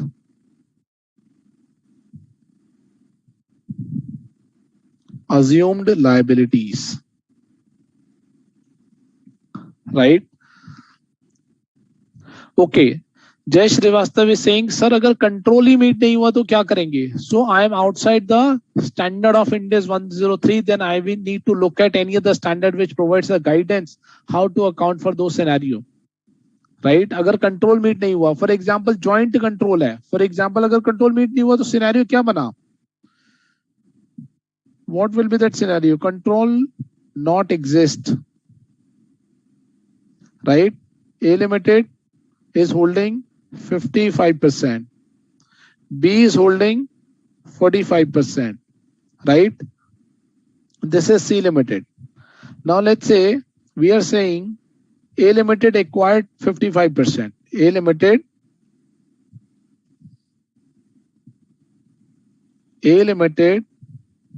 acquired 55% from B limited, right? And when we have actually evaluated the control, A is not having control. A limited is not having control, right? So that means अगर A के पास control नहीं है, I am outside the standard of outside 103. Right? Now we need to look at whether C is an associate for A or it's a joint arrangement. Evaluate C Limited is an associate of A or it is a joint arrangement.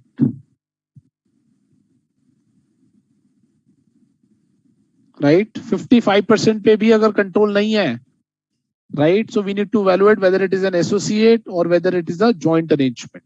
Then we will be able to conclude. Okay. Vidula has raised one question. Sir, ABC Limited will not be the, in illustration 6, why ABC Limited will not be the acquirer, though it has incorporated Super Limited. So guys, that is what we are understanding. Which legal entity has acquired? Ultimately, acquired the Super Limited nahi kiya na. A Limited has formed this company, but Super Limited is actually acquired. So that means going forward, what is happening? ABC Limited, Super Limited, and Focus Limited. 100% subsidiary. So that means ABC Limited has acquired Focus through subsidiary, through Super Limited. It becomes an indirect subsidiary or a step down subsidiary of ABC Limited. So accounting uski books mein ki jati hai, who is the acquirer. So it's important to identify who is an acquirer. Whether ABC Limited directly acquires the control? No, ABC Limited has acquired the control, but through Super. Okay guys, effective date shall be the date on which acquirer has transferred the funds, obtained the control of the asset, assumed the liabilities. Correct? Now let's say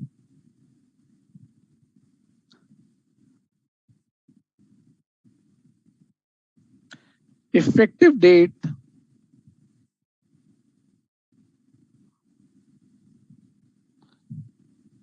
if any regulatory approval,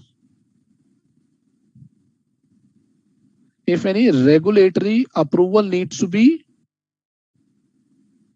obtained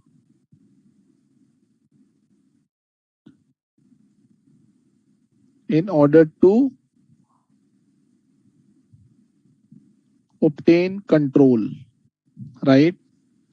Effective date shall be the date on which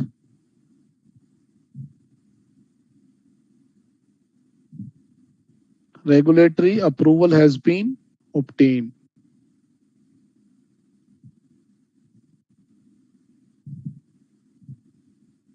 Right? अगर कोई regulatory approval हमें obtain करनी है, so effective date shall be after that date only.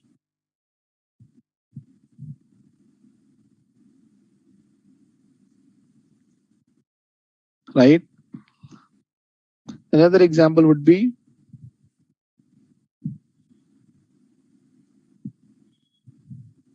no binding agreement between purchaser and seller. So question will confuse you guys. Question will say if there is no binding agreement between seller and purchaser, can we do the business combination accounting? Think about it. Purchaser and seller. If there is no binding agreement between purchaser and seller,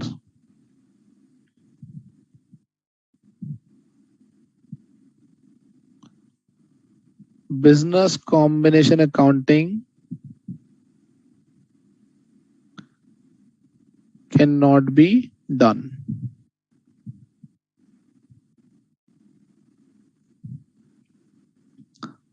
Right?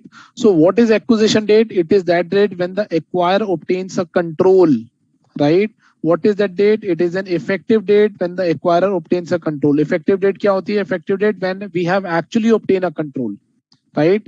When we have actually obtained the control of the assets, when we have assumed the liabilities, when we have transferred the funds, right? Is it possible कि मैंने asset ले ली, liability assume कर ली, but funds नहीं दिए?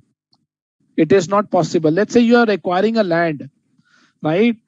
You have not paid the funds and you are asking the seller to get the registry done in your name. Is it possible? No, he will never agree on this principle. So it is based on the general principle that when you are transferring the funds, only then you are able to get the control of the assets and liabilities.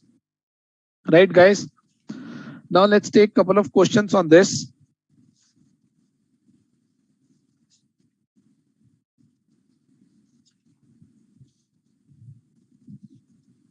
Question number 7. Question number 7 on page 13.27.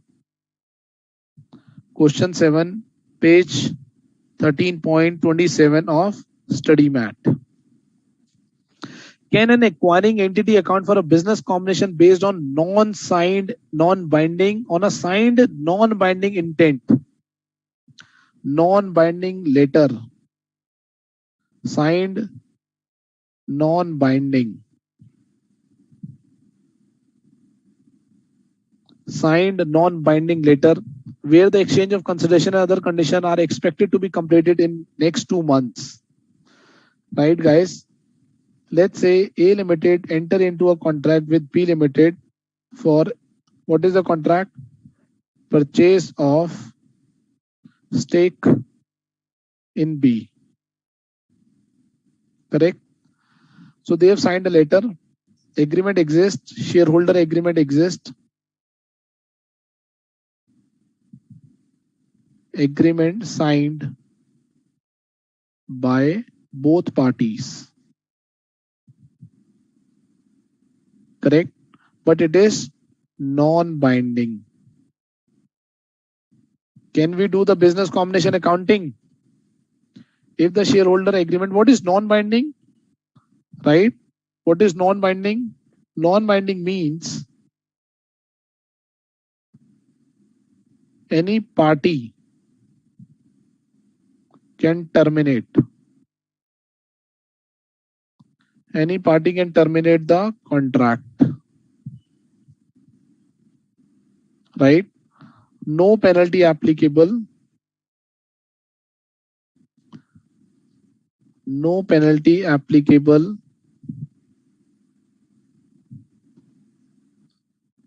in case of termination.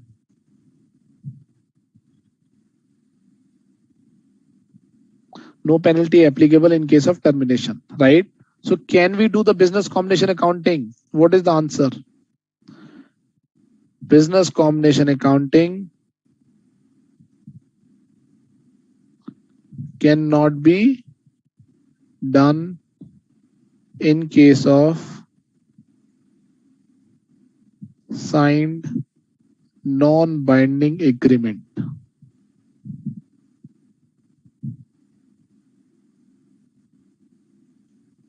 Are we clear, guys?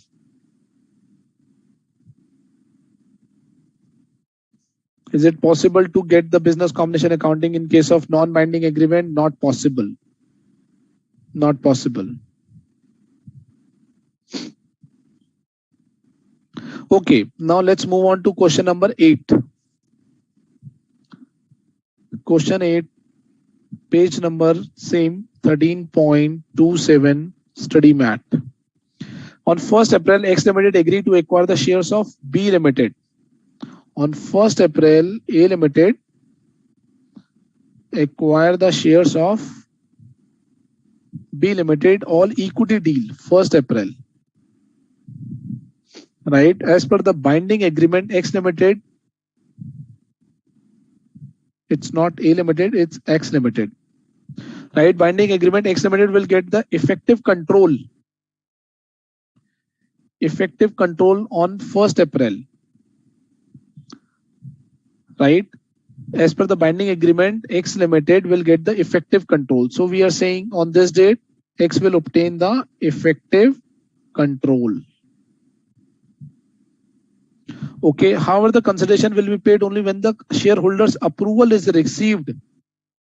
Shareholders' approval to be received in future. right? Payment will be made in future. Funds to be transferred in future, right? The shareholder meeting is scheduled on 30th April. Let's say this is 30th April. If the shareholders approval is not received for the issue of new shares, then the consideration will be settled in cash.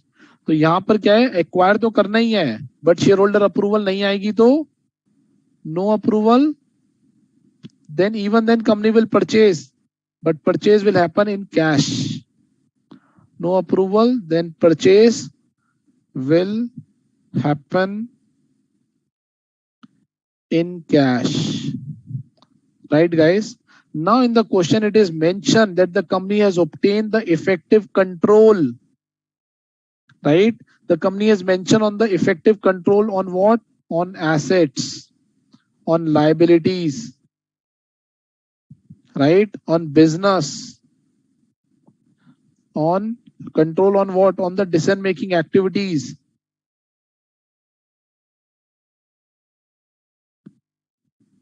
Correct?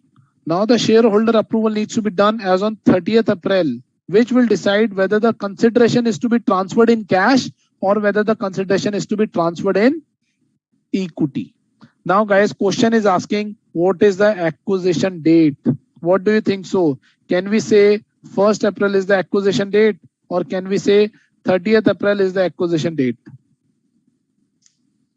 On this particular date, remember it is mentioned on this particular date, question is saying that the company has obtained the effective control.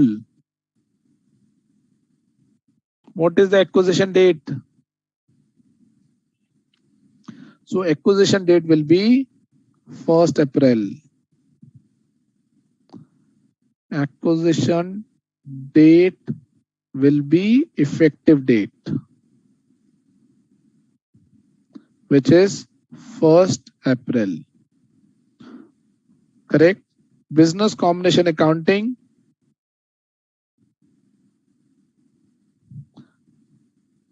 needs to be done on effect on acquisition date.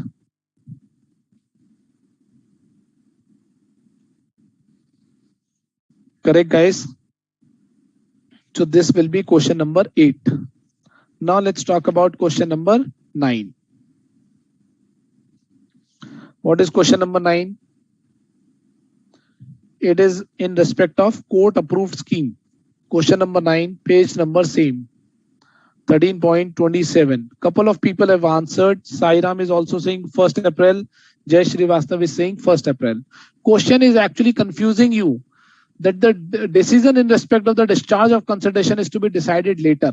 But I have acquired the control today, right? But practically it happens. I don't think so. Practically it happens that as a seller, I don't know whether I will get cash or I will get equity shares. I have transferred the business. It is not practically possible, right? It's only about confusing you guys. So we need to be very careful. Right, business combination. ABC Limited acquired all the shares of XYZ Limited. So ABC Limited, let's say this is ABC Limited has acquired XYZ. This is XYZ Limited. Acquired all shares. 100% acquisition. Acquisition of XYZ. Correct? And the agreement was finalized on 1st March. So there are a couple of dates. Let's say this is 1st March. 1st March 2001. While ABC Limited obtains the power to control XYZ operation on 1st March 2001. Negotiation commence हुई थी 1st January को.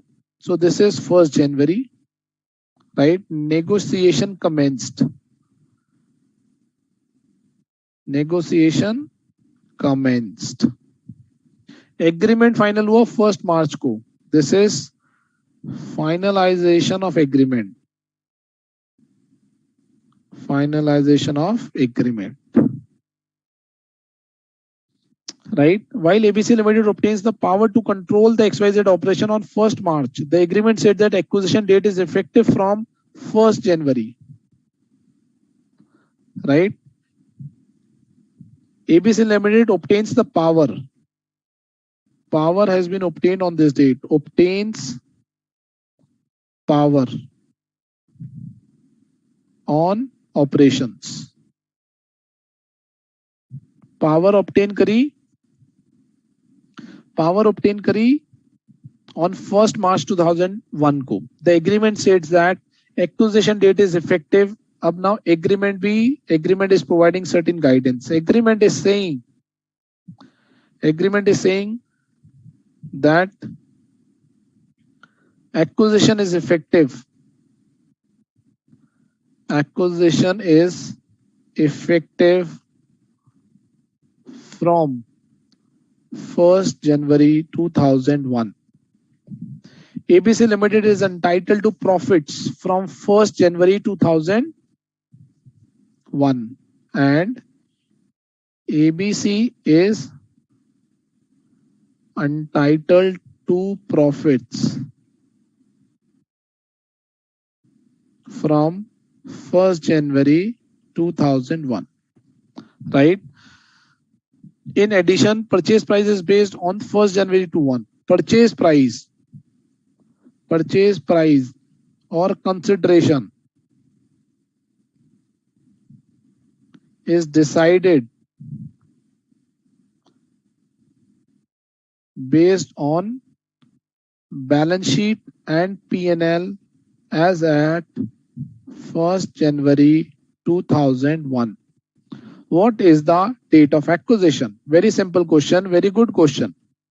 1st January, right? Negotiation commenced to acquire XYZ Limited, right? 1st March 2001, agreement finalized हो गया, right? And this is the date on which A Limited has acquired the power.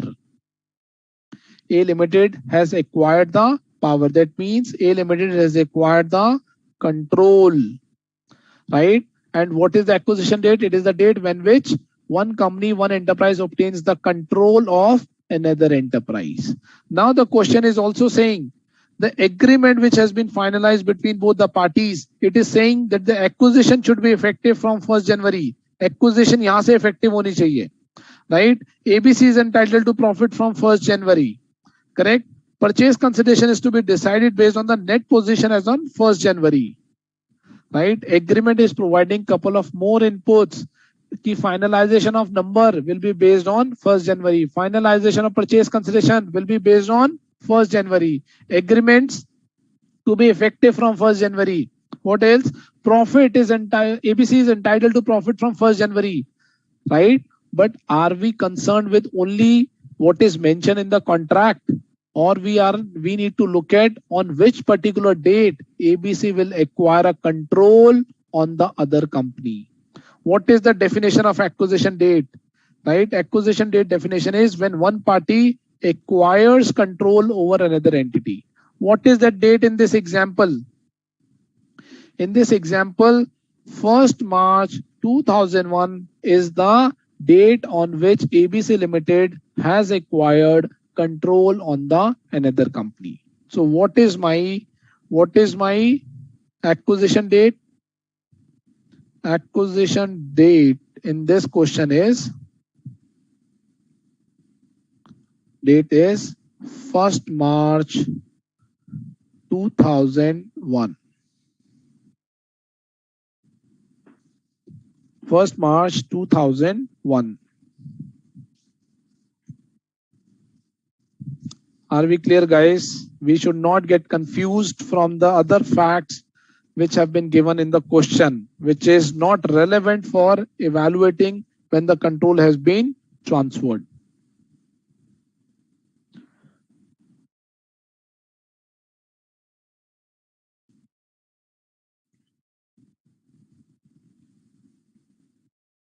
Are we clear, guys? Jay is saying, yes, sir, 1st March 2001. What about others, guys?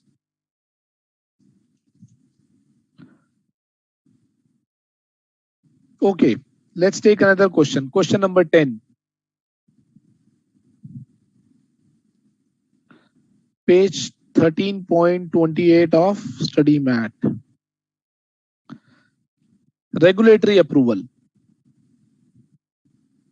ABC Limited and XYZ Limited are the manufacturers of rubber component of a particular kind of equipment. ABC makes a bid for XYZ Limited business. Okay. So ABC Limited and second one is XYZ. Right, are the manufacturer of the rubber components. So they are in the business of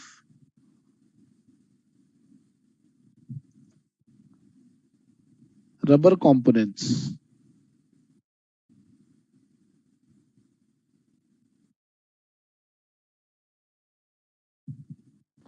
Rubber components.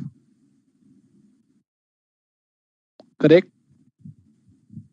ABC Limited makes a bid for XYZ business and the Competition Commission of India announces. So first of all, ABC Limited has applied for bid offer to acquire XYZ. The commission, the Competition Commission of India announces that the proposed transaction is to be scrutinized. So they are saying we need to do the scrutiny. Correct? To ensure that the competition laws were not breached. Even though the contracts were made subject to the approval of CCI, ABC Limited and XYZ Limited mutually agree that the terms of acquisition and purchase price before the competition authority. That means before CCI approval,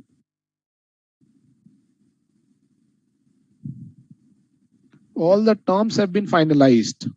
Purchase consideration finalized. Acquisition of assets finalized. Liabilities finalized. Right? And the purchase price before the competition authority clearance is obtained. Can the acquisition date in this situation be the date on which ABC Limited and XYZ agree the terms even though CCI approval is awaited? If CCI approval is awaited, can we do business combination accounting? Simple question. Simple question. Sheena, Jay, Vidula, if the regulatory approval has not been received, can we do the business combination accounting? So Jay Srivastava is saying we need to wait for CCI approval. So business combination accounting cannot be done before regulatory approval.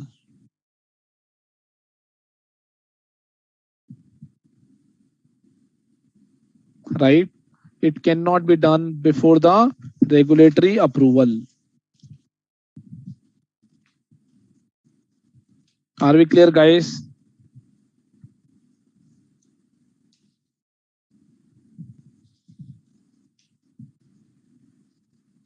Are we clear, guys? Yes or no? Have we gained the understanding what is the acquisition date?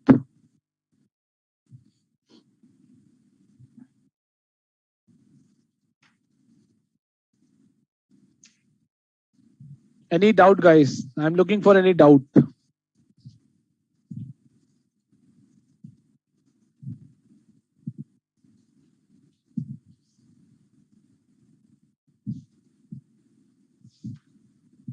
Any doubt, guys? Sheena saying, yes, sir, it cannot be doable. Okay. Now let's move on. So we have discussed two steps. First is what? Determine, identify the acquirer. Second is determine the acquisition date. Right? It is important because we need to do the accounting of business combination in the books of acquirer only. We need to do the accounting of business combination only on the date of acquisition, not from or not on any other date. Right? Okay. Now come to step number 3. What is step number 3? Determine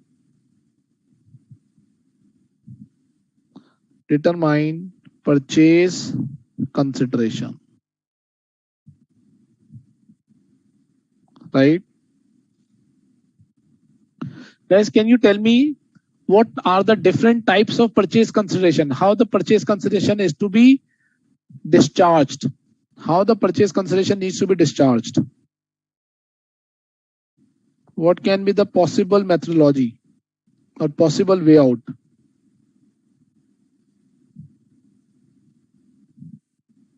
Right? It may be a couple of things.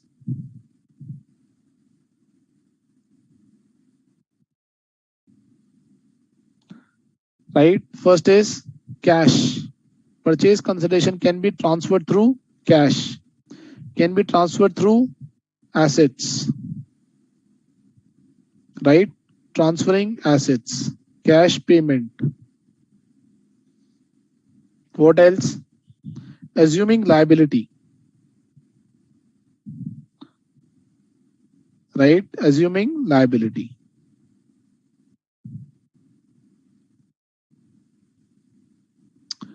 Purchase consideration can be discharged through equity shares. Right? Issuing equity shares.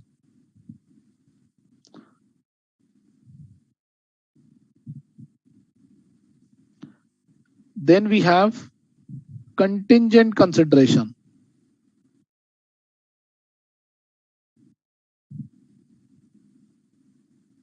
Then we have deferred consideration.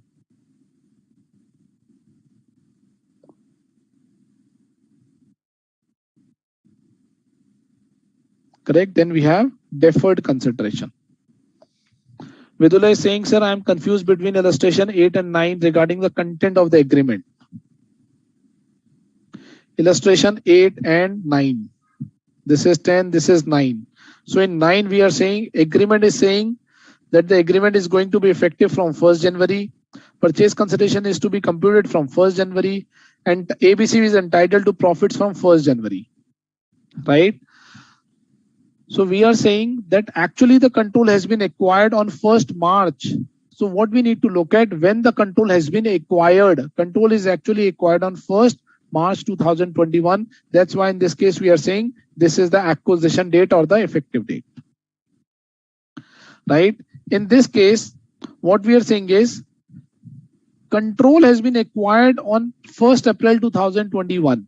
Right? But shareholder approval needs to be taken on 30th April in order to decide whether the consideration is to be discharged in cash or through equity shares. But when the control has been acquired 1st April 2021. In both the cases, we are saying what is the answer? When the acquirer obtains the control. This is the date when the control has been acquired. In this case, it is the date when the control has been acquired.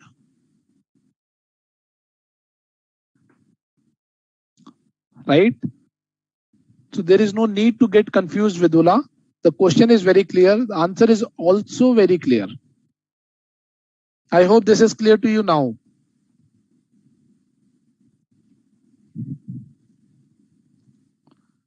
Okay, guys. So what we are saying is purchase consideration. Purchase consideration is in the form of cash, is in the form of assets, is in the form of assuming a liability. In the form of issuing equity shares, contingent consideration, deferred consideration. Right? Now the point is how the purchase consideration needs to be recognized. So purchase consideration needs to be recognized at fair value. Right?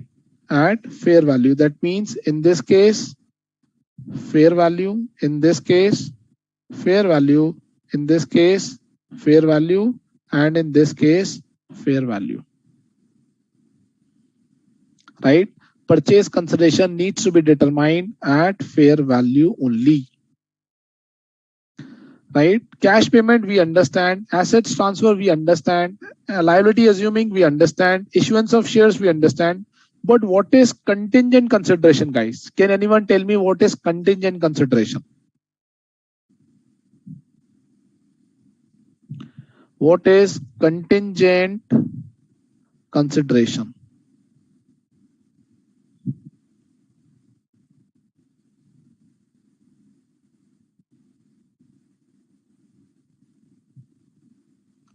Contingent consideration means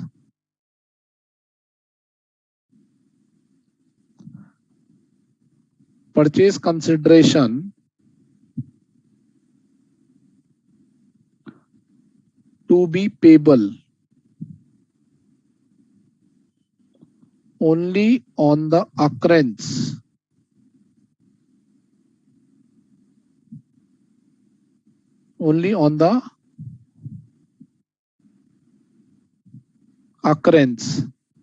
or non-occurrence of future events. Only on the occurrence and the non-occurrence of future events. What can be the examples? Right? Payment of additional 10 crores if the EBITDA after 2 years reaches to 2x. अगर आज EBITDA is 100 crores, after 2 years it reaches to 200 crores, then I will pay 10 crore rupees extra. Right? What else? Payment of additional 5 crores. Right? If company obtains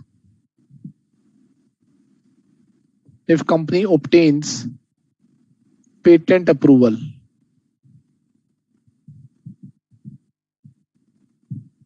right? License approval.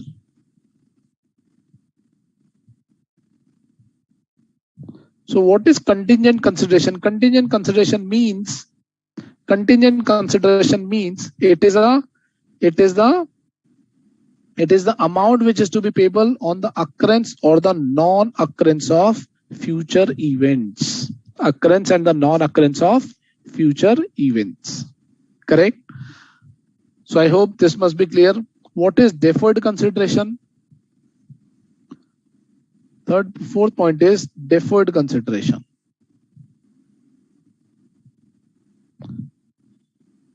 Deferred consideration. Right? That means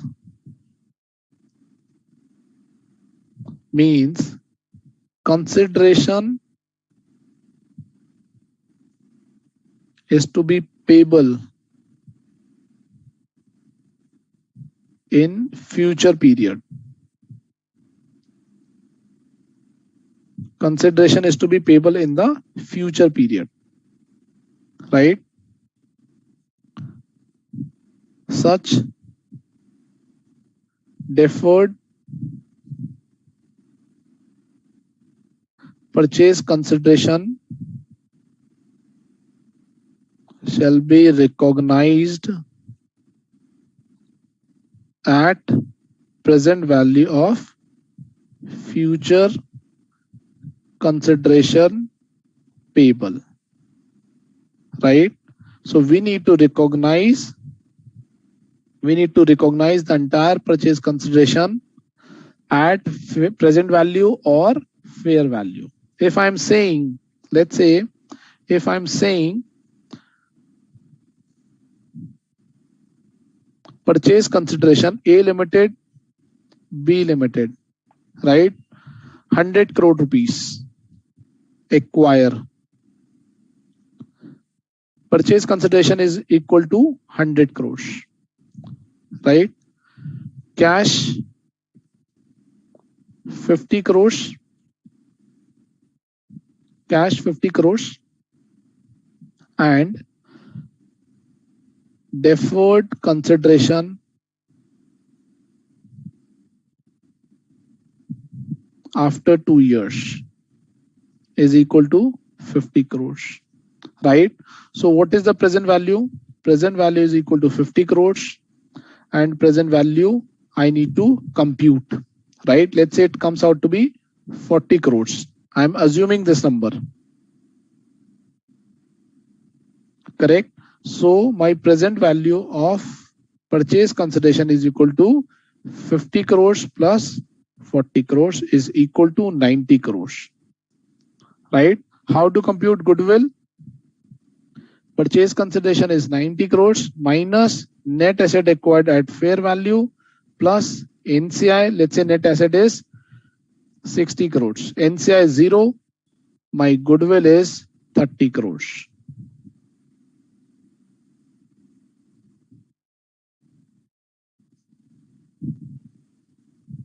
Correct? So we need to consider the purchase consideration at fair value. Right? How to do the fair valuation? I hope I am not supposed to tell you. You guys are champion in financial instrument now. How to compute present value? Simple. If 50 crore rupees is to be payable after 2 years, right? Payable after 2 years. How to compute?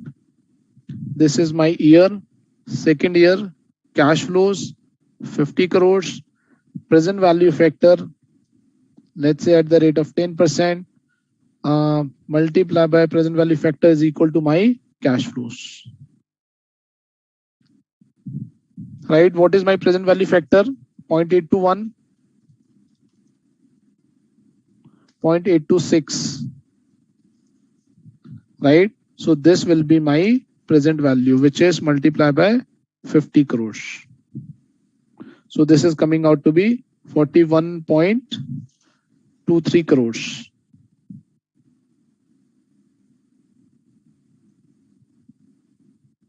Right? This is the way we compute present value, guys. Refer FI chapter.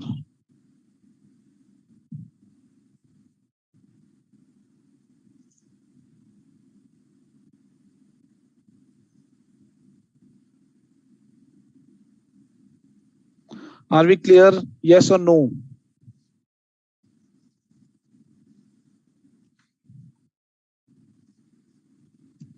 Are we clear, guys?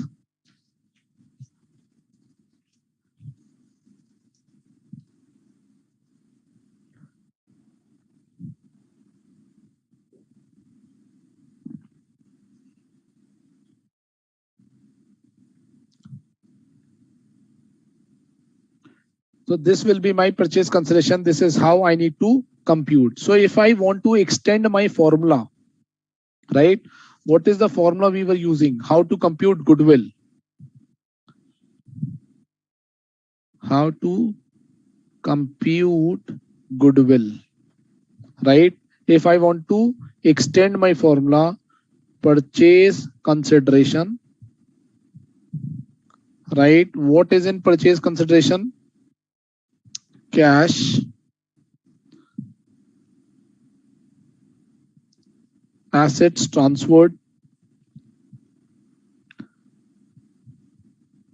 assumed liabilities,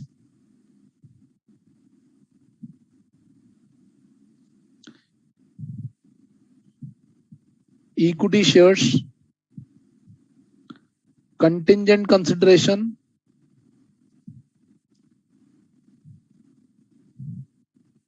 correct, and deferred consideration. This is my net PC. Net PC, and everything needs to be at fair value. This needs to be at fair value. This needs to be at fair value. This will be at fair value. This will be at fair value. This will be at fair value. This will be at fair value. This will be at fair value. right? Then what should I do? After this, I will minus net assets acquired 100%. Remember 100%. Only then we are adding non-controlling interest, right? Non-controlling interest.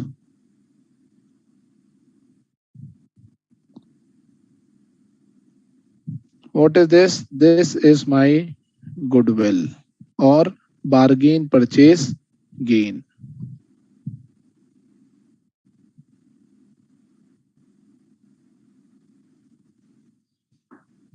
On every step, guys, we have started with a simple example: purchase consideration minus net asset acquired is equal to goodwill. On every step, we will keep on extending this formula. We will keep on extending this formula. Are we clear?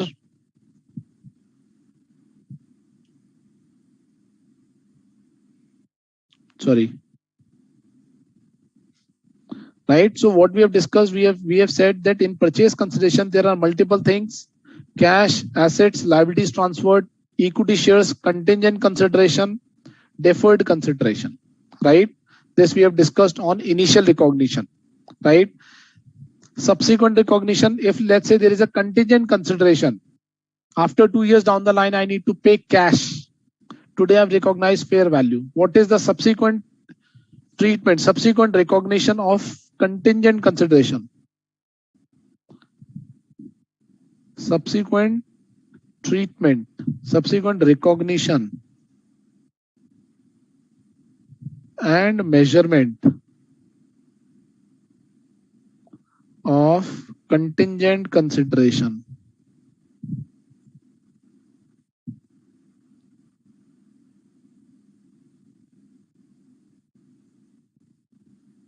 Right? So now, guys, what we need to do, we need to evaluate whether contingent consideration is the nature of liabilities in the nature of liability or in the nature of equity. Can any one of you guys tell me how to evaluate whether the contingent consideration is in the nature of liability or equity? Where it is defined? Where it is defined? I am highlighting couple of boxes and just evaluate, have we read the liability or equity somewhere in the past?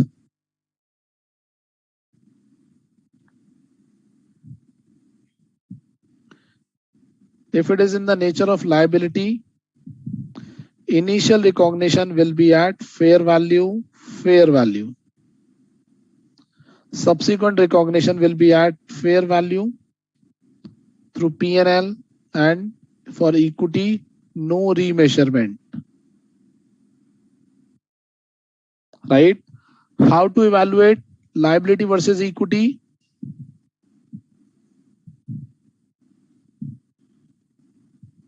How to evaluate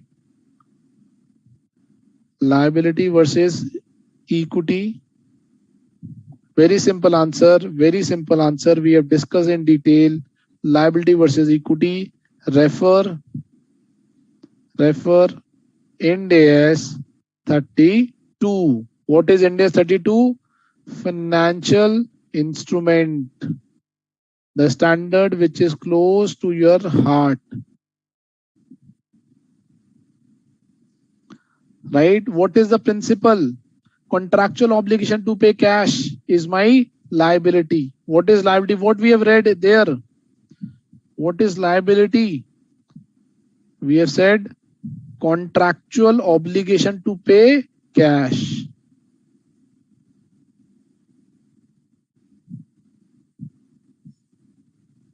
To pay cash. Do we need to read this definition again in 103? No, we already know in Ind AS. We have already read in Ind AS 32. Right? Contractual obligation to pay cash or bank. Second, convertible instrument.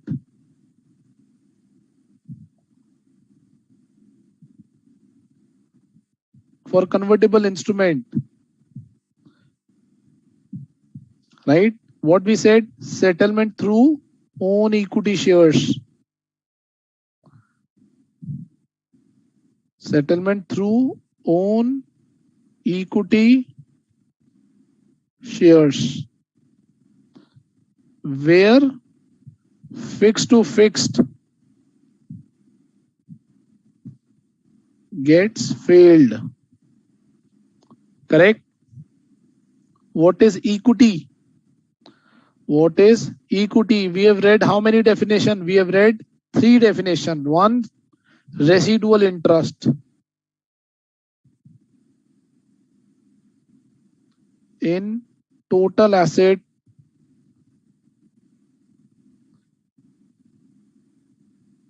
excluding liabilities. Right? Second, residual interest excluding total asset, excluding interest in total asset, excluding liability is my equity. Second, no contractual obligation. Obligation to pay cash or bank. Third, for convertible instrument,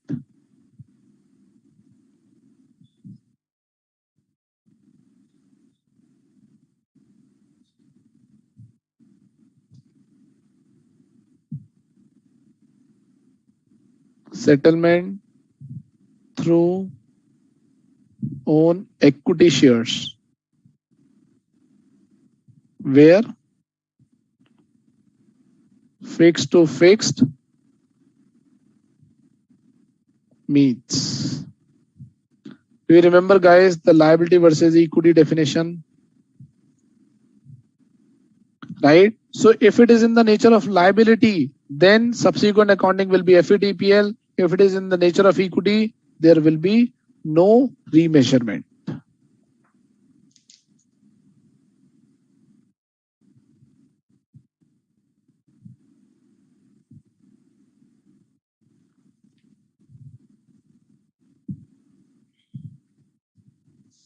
Are we clear, guys? Yes or no? Quickly.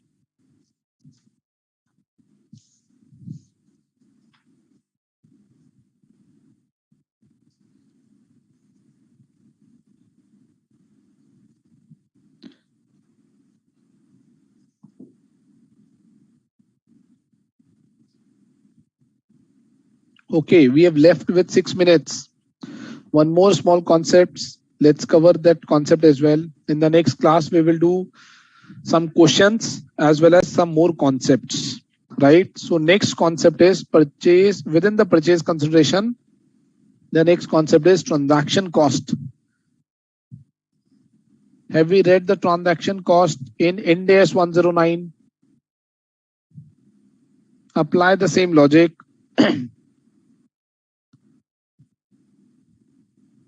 Refer Ind AS 109 as well. What is transaction cost? Transaction cost is the incremental cost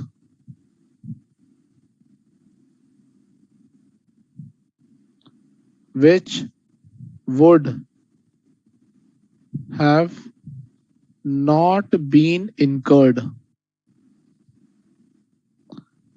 if transaction doesn't happen. Right?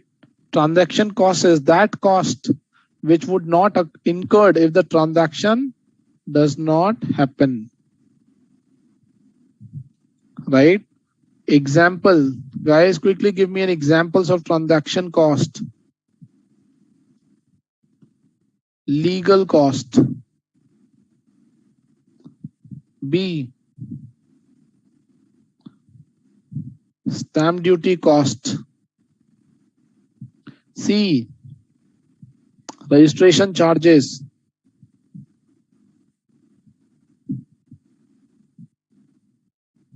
D, brokerage. E, commission. D, etc. Right? These are the transaction cost. Right? Now, what is the accounting of the transaction cost? Accounting of transaction cost.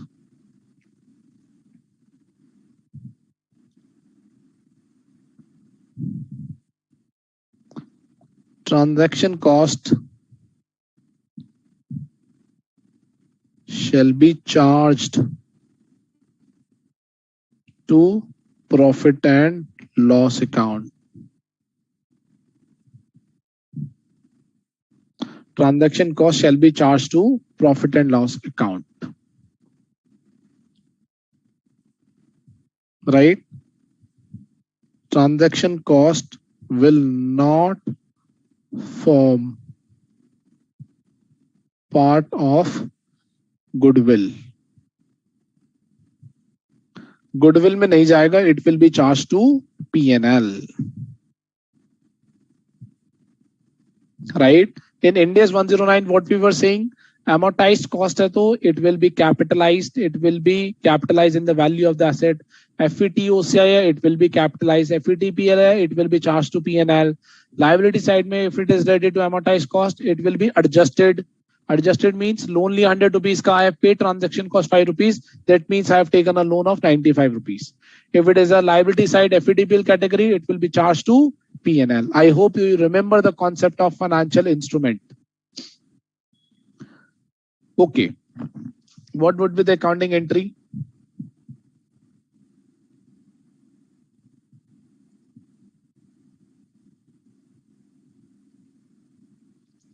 What would be the accounting entry?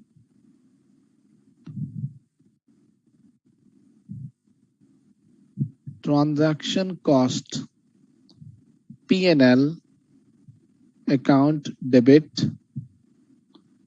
to bank.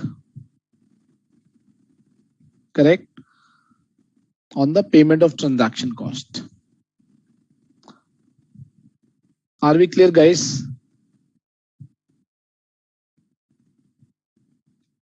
Now let's say, guys, I will provide you some sort of overview as well. Now let's take an example.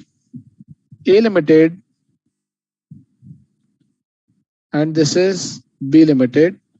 B Limited has subsidiary, 100% subsidiary X Limited, 100% subsidiary in Y Limited. This is legal entity. Legal entity.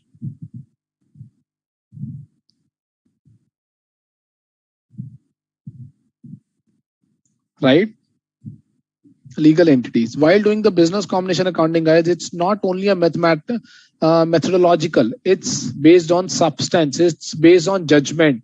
You need to evaluate how the accounting needs to be driven as per the principle of 103. Now let's say A Limited acquired X Limited. Acquired 100% X Limited at 100 crores, right? So what is my revised structure? A Limited, and then we have X Limited, 100%. B Limited, he is having Y Limited, 100%. Both are legal entity.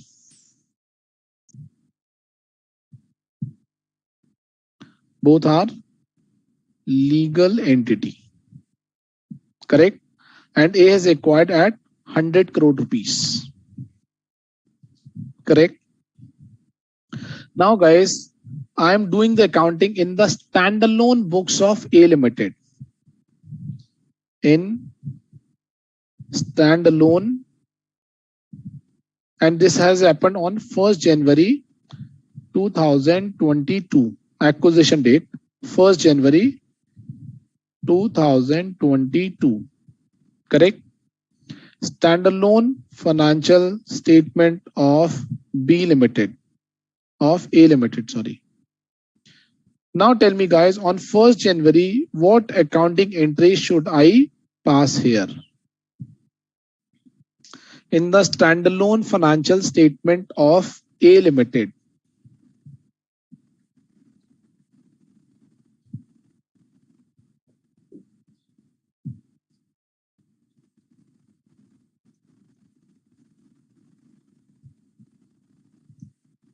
Quickly guys, what is the accounting entry we should pass here? So first entry will be investment account, or I would say investment in X Limited account debit to bank 100 crore rupees. Right? Second, now guys tell me, where should I do the business combination accounting? I need to compute goodwill. Net asset is, let's say, net assets acquired of, let's say, 60 crores. Right? So I need to do the business combination accounting where? In the consol books. A Limited CFS. Right? I need to apply business combination accounting. What is business combination accounting? Goodwill, correct? Purchase consideration 100 crore rupees minus net asset acquired 60 crore rupees. My goodwill is 40 crores. Correct? So what is my first entry of this goodwill? Entry will be net asset account debit 60 crores. Goodwill account debit 40 crores, and to my purchase consideration 100 crores. Correct? I hope this concept must be clear to you. This is the basic. Now in this transaction, what has happened? Now I am involving or adding some complexities. Right? What is it? Complexities. A Limited incurred transaction cost of rupees 10 crores. Right? Of rupees 10 crores. Now, first of all, guys, can you tell me what is the accounting of this 10 crore rupees in the standalone books of A Limited? What should I say? What should I say? Accounting of transaction cost. Right? What should I say? To bank 10 crore rupees. This is debit. Where should I capitalize? Where should I capitalize, or where should I charge this debit side? Whether it will go in the P&L or whether it will be parked in investments. Where should I consider this debit side? What is my total investment? If let's say you go in the market and purchase an asset, what you do? You will take purchase price, you take directly attributable cost like freight charges, installation cost. If there is a trade discount, you will reduce it. If there is a non-refundable taxes, you will exclude. And if there is any transaction cost brokerage, you will add. Suppose I purchase a land of 100 crore rupees and I pay the brokerage of 10 crore rupees. At what value I have purchased the land? My land cost as per Ind AS 16 will be 110 crore rupees. Right? Similarly, when I have made an investment, at 100 crore rupees. I have paid 100 crore rupees to the seller, but I have paid 10 crore rupees as a brokerage. I have paid 10 crore rupees as a commission. So what is my total cost of investment? In that case, my cost of investment will be 110 crores. Investment will be 110 crores. That means what is the value of investment in total? Purchase price purchase price 100 crores plus brokerage which I have paid, the transaction cost which I have paid 10 crore rupees, this will be 110 crores. Correct? But sir, just 10 minutes ago you said the transaction cost needs to be charged in P&L. Transaction cost needs to be charged in P&L as per business combination accounting, guys. Are we doing business combination accounting in the standalone? No. We are doing business combination accounting in the console, right? So in console, we need to pass an additional accounting entry. The transaction cost which I have capitalized, that will be charged to P&L. So what will be the accounting entry? Accounting entry will be very simple. P&L debit transaction cost, account debit 10 crore rupees. Bank तो already outflow हो चुका है standalone में, right? Console में what should I do? I will reverse my investments.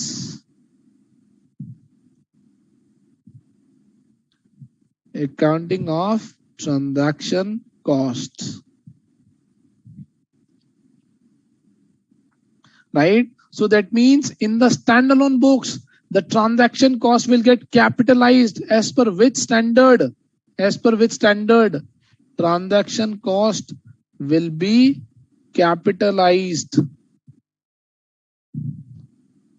as per Ind AS 27. Transaction cost will be charged to P&L as per 103. Business combination accounting only applies in CFS. अगर business combination accounting standalone में हो रही है, for example business he acquire कर लिया, तब तो investment होगी नहीं, तब तो everything is the business combination accounting, then it will be directly charged to P&L. But if you combine these entries, investment to bank and investment and P&L debit to investment, what is the net impact in the console books? Net impact in CFS, P&L transaction cost debit to bank.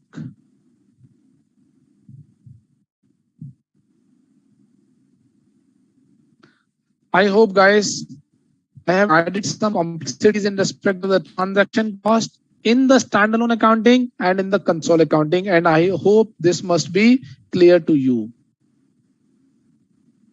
right? So what is the homework, guys?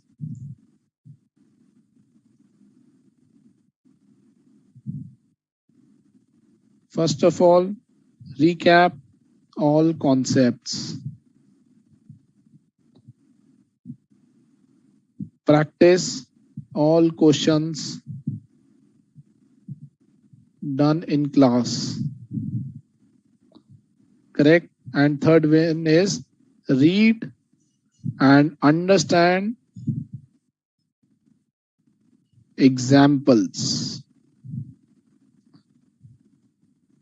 given in study mat.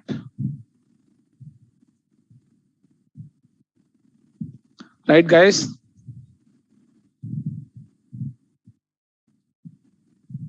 So Vidula is saying standalone Ind AS 27 will apply for transaction cost in standalone, absolutely, and in console 103 accounting needs to be done. Correct, guys? Thank you very much for your patience. Let's meet in the next class, and today I will share these handwritten notes. Correct, guys? Thank you, Nisarg, for your support. Thank you, guys. Bye-bye. Have a good day.